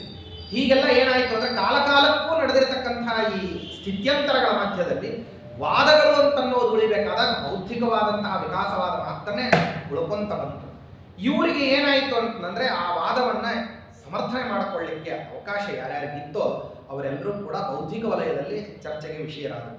ಹಾಗೆ ನಾಸ್ತಿಕವಾದಗಳನ್ನೆಲ್ಲವನ್ನು ಸಹಜವಾಗಿ ಗುಡಿಸುಗುಂಡಾಂತರ ಮಾಡಿದವರೇ ಎಲ್ಲರೂ ಕೂಡ ವೈದಿಕ ಮತದವರು ಪ್ರತಿಯೊಬ್ಬರು ಕೂಡ ನಾಸ್ತಿಕವಾದವನ್ನು ಖಂಡನ ಮಾಡ್ತಾ ಬಂದವರೇ. ಅದರಿಂದಾಗಿ ಎಷ್ಟು ನಮ್ಮ ಸಿದ್ಧಾಂತಕ್ಕೆ ಭಾರತೀಯ ತತ್ವಶಾಸ್ತ್ರದ ಪ್ರಪಂಚದಲ್ಲಿ ನಮ್ಮ ಸಿದ್ಧಾಂತಗಳಿಗೆ ವೇದ ವೈದಿಕ ವಾಂಗ್ಮಯಗಳಿಗೆ ಎಷ್ಟು ಗಟ್ಟಿತನ ಇತ್ತು ಅಂತಂದ್ರೆ ಈ ನಾಸ್ತಿಕವಾದಕ್ಕೆ ಅಥವಾ ಮಹಮ್ಮದೀಯರ ಸಿದ್ಧಾಂತಕ್ಕೆ ಅಥವಾ ಕ್ರಿಶ್ಚಿಯಾನಿಟಿಯ ಸಿದ್ಧಾಂತಕ್ಕೆ ವಿವೇಕಿಗಳು ಮಾರು ಹೋಗ್ಲಿಲ್ಲ. ಮತ್ತೆ ಇಲ್ಲಿಯೂ ಕೂಡ ಸ್ಥಿತ್ಯಂತರ ಆಗಬೇಕಾದ್ರೆ ಯಾರು ಅತ್ಯಂತ ಕೆಳವರ್ಗದ ಜನ ಇದ್ದಾರೆ ಅಂದ್ರೆ ತಳವರ್ಗದ ಜನ, ಯಾರು ಕಾರ್ಮಿಕ ವರ್ಗದವರು ಇದ್ದಾರೆ, ಯಾರು ಮತ್ತೆ ಕೂಲಿ ಕೆಲಸದವರು ಇದ್ದಾರೆ, ಅವರು ಮಾತ್ರ ಏನಾಗ್ಬಿಟ್ರು ಅಂದ್ರೆ ಪರಾವರ್ತನೆಯನ್ನು ಹೊಂದಿದ್ರು. ಪೋರ್ಚುಗೀಸರ ಕಾಲದಲ್ಲಿ ಇದು ಅತ್ಯಂತ ಪೀಕ್ ನಲ್ಲಿ ನಡೀತು. ಪಾಂಡಿಚೇರಿ, ಗೋವಾ ಪ್ರಾಂತ್ಯಗಳು ಮತ್ತೆ ಕ್ಯಾಲಿಕಟ್ ಈ ಎಲ್ಲ ಪ್ರಾಂತ್ಯಗಳಲ್ಲಿ ಏನಾಗ್ತಾ ಬಂತು ಅಂದ್ರೆ ಅಲ್ಲಿ ಮಾಸ್ ನಲ್ಲಿ ಏನಾಯ್ತು ಅಂದ್ರೆ ತಿರ್ಗಾ ಕನ್ವರ್ಷನ್ಸ್ ಅನ್ನೋದು ನಡೀತು. ಕನ್ವರ್ಷನ್ ಇವತ್ತಿಗೂ ಅಧ್ಯಾಪಿನೂ ನಡೀತಾನೂ ಇದೆ, ಅದು ಅವ್ಯಾಹತವಾಗಿ ನಡೀತಾ ಇದೆ. ಕೆಳವರ್ಗದವರು ಎಲ್ಲರೂ ಕೂಡ ಪರಿವರ್ತಿತರಾಗಿರ್ತಕ್ಕಂಥವ್ರು ಹೋಗ್ಲಿ ಪರಿವರ್ತಿತರಾಗ್ಬಿಟ್ರು ಅವ್ರನ್ನೆಲ್ಲರೂ ಕ್ರಿಶ್ಚಿಯಾನಿಟಿ ಸೇರಿಸ್ಕೊಂಡಿದ್ದಾರೆ ಅನ್ನೋದ್ರ ಆ ರೀತಿಯೂ ಇಲ್ಲ. ಅವರನ್ನು ಮತ್ತೆ ಪುನಃ ಪ್ರತ್ಯೇಕವಾಗಿ ಇಟ್ಟಿದ್ದಾರೆ.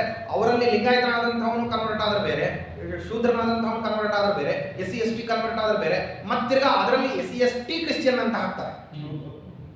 ಅವನು ಸುಮ್ಮನೆ ಏನಂತಂದ್ರೆ ಹೆಸರಿಗೆ ಮಾತ್ರ ತಾರತಮ್ಯ ಮತ ಮಾಧ್ವರ ಮಾತ್ರನೇ ಬೈಫರ್ಕೇಟ್ ಮಾಡ್ತಾರೆ ಅಂತ ನಮ್ಮನ್ನು ದೂಷಿಸೋದಷ್ಟೇ ಹೊರತಾಗಿ ಪ್ರತಿಯೊಬ್ಬರೂ ಈ ಬೈಫರ್ಕೇಶನ್ ಅನ್ನ ಅಲಿಖಿತವಾಗಿ ಒಪ್ಕೊಂಡಿದ್ದಾರೆ. ಲಿಖಿತವಾಗಿ ಹೇಳೋರು ನಾವು ಒಬ್ರೆ, ಅಲಿಖಿತವಾಗಿ ಮಾತ್ರ ಪ್ರತಿಯೊಬ್ಬರು ಒಪ್ಕೊಂತಾರೆ, ಪ್ರತಿಯೊಬ್ಬರು ಅಂಗೀಕಾರ ಮಾಡ್ಕೊಂತಾರೆ.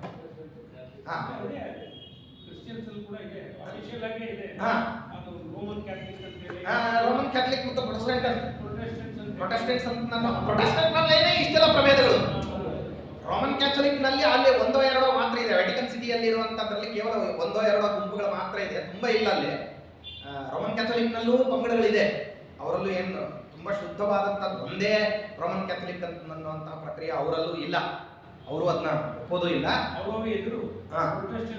ಅವರಿಬ್ರು ಪರಸ್ಪರಲ್ಲಿ ಹೆಂಗಿಲ್ಲಿ ಶಿಯಾ ಸುನ್ನಿಗಳು ಹೇಗೆ ವಿರೋಧಿಗಳು ಅದೇ ರೀತಿಯಲ್ಲಿ ಅಲ್ಲೂ ಅದೇ ಕ್ರಮದ ವಿರೋಧ ಅನ್ನೋದು. ನಮ್ಮನ್ನು ಮಾತ್ರನೇ ಏನಂದ್ರೆ ವೈದಿಕ ವಾಂಗ್ಮಯದವರನ್ನು ಮಾತ್ರ ದೂಷಣೆ ಮಾಡುತ್ತಾರೆ. ಯಾಕೆಂದ್ರೆ ನಮ್ಮಲ್ಲಿ ಅಭಿಪ್ರಾಯ ಭೇದಗಳು ಧಾಳಾಗಿ ಎದ್ದು ಕಾಣಿಸ್ತವೆ ಅನ್ನೋ ಕಾರಣಕ್ಕೆ ಅಲ್ಲಿಯೂ ಅಭಿಪ್ರಾಯ ಭೇದಗಳು ಅಂತ ಚೆನ್ನಾಗಿದೆ. ಆ ಅಭಿಪ್ರಾಯ ಭೇದಗಳನ್ನು ಪರಿಪಾಲನೆ ಮಾಡಿಯೂ ಮಾಡ್ತಾರೆ, ಅದರಲ್ಲಿ ಏನು ವ್ಯತ್ಯಾಸ ಇರಲಿ. ಪ್ರಕೃತದಲ್ಲಿ ಏನಾಗುತ್ತೆ ಅಂತಂದ್ರೆ ಈ ರೀತಿಯಾದಂತಹ ವೈಷಮ್ಯಗಳೆಲ್ಲ ಬಂದದ್ದನ್ನ ಕಾಲದ ನಂತರದಲ್ಲಿ ವಿಕಾಸವಾದವನ್ನು ಯಾರ್ಯಾರು ಒಪ್ತಾ ಬಂದರು, ಬೌದ್ಧಿಕವಾದದ ಮೂಲಕವಾಗಿ ಬೌದ್ಧಿಕವಾದಂತಹ ಪರಿವರ್ತನೆಯನ್ನ ಯಾರ್ಯಾರು ಇದನ್ನ ನಿಷೇಧ ಮಾಡಬೇಕು ಅಂತ ಹೊರಟರು, ಅವ್ರು ಏನ್ ಮಾಡಿದ್ರು ಅಂದ್ರೆ ಸತ್ಯಾನ್ವೇಷಣೆಯನ್ನು ಮಾಡಬೇಕು, ಈ ಸಿದ್ಧಾಂತದಲ್ಲಿ ಸರಿ ಯಾವುದು ತಪ್ಪು ಯಾವುದು ಅಂತ ಅನ್ನೋದನ್ನು ವಿಮರ್ಶೆ ಮಾಡಬೇಕು ಅಂತ ಹೊರಟಾಗ ಆಚಾರ್ಯರ ಈ ಒಂದು ದಿಗ್ವಿಜಯಾದಿಗಳ ಸಂದರ್ಭದಲ್ಲಿ ಅವರೆಲ್ಲರೂ ಕೂಡ ಮತ್ತೆ ಹೊರಟು. ಇವಾಗ ಒಂದು ಸಮಸ್ಯೆ ಬಂತು. ಆಚಾರ್ಯರು ಭಾಷ್ಯ ಗ್ರಂಥವನ್ನು ರಚನೆ ಮಾಡಬೇಕು, ರಚಿತವಾಗಿರತಕ್ಕಂತಹ ಭಾಷ್ಯ ಗ್ರಂಥವನ್ನು ಅಧ್ಯಯನ ಮಾಡಬೇಕು ಅಂತಂದ್ರೆ ಮತಿ ಏನಾಗಿಬಿಟ್ಟಿದೆ ಅಂದ್ರೆ ವಿದೂಷಿತವಾಗ್ಬಿಟ್ಟಿದೆ. ಪ್ರಸಂಗಗಳು ಹೆಂಗ್ ಬರುತ್ತೆ ನೋಡಿ, ಗ್ರಂಥ ರಚನೆ ಮಾಡಿದ್ದಾರೆ, ಅಧ್ಯಯನ ಮಾಡಲಿಕ್ಕೆ ಬೇಕಾಗಿರತಕ್ಕಂಥ ವರ್ಗ ಏನಿದೆ ಆ ವರ್ಗದಲ್ಲಿ ಏನಾಗ್ತಿಲ್ಲ ಅಂದ್ರೆ ಬುದ್ಧಿ ಬಲಿಷ್ಠವಾಗಿ ಇಲ್ಲ, ಬುದ್ಧಿ ಎಲ್ಲವೂ ಹಾಳಾಗ್ಬಿಟ್ಟಿದೆ. ಹಾಗಾದ್ರೆ ಬುದ್ಧಿ ಮೊದಲು ಸರಿ ಹೋಗ್ಬೇಕು. ಬುದ್ಧಿ ಸರಿ ಹೋದ ನಂತರದಲ್ಲಿ ನೀವು, ಯಾಕೆಂದ್ರೆ ನೀವು ಎಲ್ಲಾದ್ರೂ ಒಂದು ಕ್ಷೇತ್ರವನ್ನ ನೀವು ಬೀಜಾವಾಪನದಿಂದಾಗಿ ಅಂದ್ರೆ ಬಿತ್ತನೆ ಮಾಡೋದ್ರ ಮೂಲಕವಾಗಿ ನೀವು ಅಲ್ಲಿ ಬೆಳೆ ತೆಕ್ಕೋಬೇಕಂದ್ರೆ ಪೂರ್ವಭಾವಿಯಾಗಿ ಏನ್ ಮಾಡ್ಬೇಕಂದ್ರೆ ಅದನ್ನ ಹರಗಬೇಕು. ಅಂದ್ರೆ ಅಲ್ಲಿ ಇರುವಂತಹ ಕಸ ಕಡ್ಡಿಗಳು ಕಲ್ಲು ಇತ್ಯಾದಿಗಳನ್ನೆಲ್ಲ ತೆಗೆದು ಅದನ್ನು ಸ್ವಚ್ಛೀಕರಣ ಮಾಡಿ ಆ ನಂತರದಲ್ಲಿ ಹದ ಮಾಡಿಕೊಂಡು ಭೂಮಿಯನ್ನ ಶುದ್ಧಿಗೊಳಿಸಿದ ನಂತರದಲ್ಲಿ ಅದಕ್ಕೆ ಬೇಕಾಗಿರತಕ್ಕಂತಹ ಗೊಬ್ಬರ ಇತ್ಯಾದಿಗಳನ್ನೆಲ್ಲವನ್ನು ಹಾಕೊಂಡು ಆ ನಂತರದಲ್ಲಿ ಬೀಜೋಪನವನ್ನ ಮಾಡಿ ವೃಷ್ಟಿಯನ್ನ ನಿರೀಕ್ಷೆ ಮಾಡಬೇಕು. ಪ್ರಕ್ರಿಯೆ ಇದು ಹೆಂಗಿದೆಯೋ ಹಂಗೇನೆ ಮನುಷ್ಯನಲ್ಲಿಯೂ ಕೂಡ ಜ್ಞಾನದ ಬೀಜವನ್ನ ಬಿತ್ತಬೇಕಾದಂತಹ ಸಂದರ್ಭದಲ್ಲಿ ಕೂಡ ಇದೇ ಅನಿವಾರ್ಯತೆ ಬರ್ತದೆ. ಅದಕ್ಕಾಗಿ ಆಚಾರ್ಯರು ಮೊದಲಿನಿಂದ ಕರ್ಮಶುದ್ಧಿಯಿಂದ ಆರಂಭ ಮಾಡಿಕೊಂಡು ಜ್ಞಾನಶುದ್ಧಿಯವರೆಗೆ ಕ್ರಮೇಣ ಹಂತ ಹಂತವಾಗಿ ಪರಿವರ್ತನೆ ಮಾಡ್ತಾ ಬರ್ತಾರೆ. ಯಾಕೆಂದ್ರೆ ನೋಡ್ರಿ, ಒಂದೇ ಸರ್ತಿ ಇದನ್ನೆಲ್ಲವನ್ನು ಪರಿವರ್ತನೆ ಮಾಡಿ ಕೃಷ್ಣ ಪರಮಾತ್ಮನು ಕೂಡ ಇಡೀ ಜಗತ್ತಿತ್ತು. ನರಕಾಸುರ, ಬಾಣಾಸುರ, ಜರಾಸಂಧ, ಬಕಾಸುರ, ಹಿಡಿಂಬ, ಕಿರಿಮೀರ, ಕೀಚಕ, ದುರ್ಯೋಧನ, ಅಯ್ಯೋ ಕಂಸ, ಇಷ್ಟು ಜನ ಎಲ್ಲ ತುಂಬಿಕೊಂಡಾಗ ಎಲ್ಲಿಂದ ಆರಂಭ ಮಾಡಬೇಕು?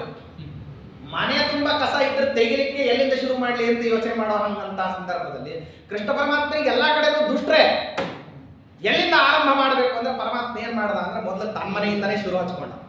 ಸೋದರ ಮಾವನಿಂದಲೇ ಆರಂಭ ಹೆಂಗ್ ಮಾಡ್ಕೊಂಡು ಹೋದ ಹಂಗೆ ಈ ವಿಧವಾದಂತಹ ಜ್ಞಾನವನ್ನ ನಾವು ಮೊದಲೇ ಜ್ಞಾನ ಬೀಜವನ್ನ ವಪನ ಮಾಡಬೇಕು. ಜ್ಞಾನ ಬೀಜ ಬಿತ್ತಿ ಅದು ಹೆಮ್ಮೆರವಾಗಿ ಮೋಕ್ಷಾದಿ ಪುರುಷಾರ್ಥಗಳನ್ನು ಕೊಡಬೇಕಾದ್ರೆ ಕರ್ಮಶುದ್ಧಿಯಿಂದ ಅದನ್ನ ಆರಂಭ ಮಾಡಬೇಕು ಅಂತ ಹೇಳಿ ಕರ್ಮಶುದ್ಧಿಗೆ ಬೇಕಾಗಿರತಕ್ಕಂಥದ್ದನ್ನೆಲ್ಲವನ್ನು ಆಚಾರ್ಯರು ತಂದ್ರು. ಅದನ್ನ ಹೇಗೆ ತಂದ್ರು, ಸಾರ್ವಜನೀನ ಜಗತ್ತಿನಲ್ಲಿ ಅದನ್ನ ಹೆಂಗೆ ಪ್ರಸಾರಕ್ಕೆ ತಗೊಂಡ್ಬಂದ್ರು ಅನ್ನುವಂಥ ವಿಷಯಗಳನ್ನೆಲ್ಲ ನಾಳೆ ಮಹಿಮಾ ಶ್ರೀಕೃಷ್ಣ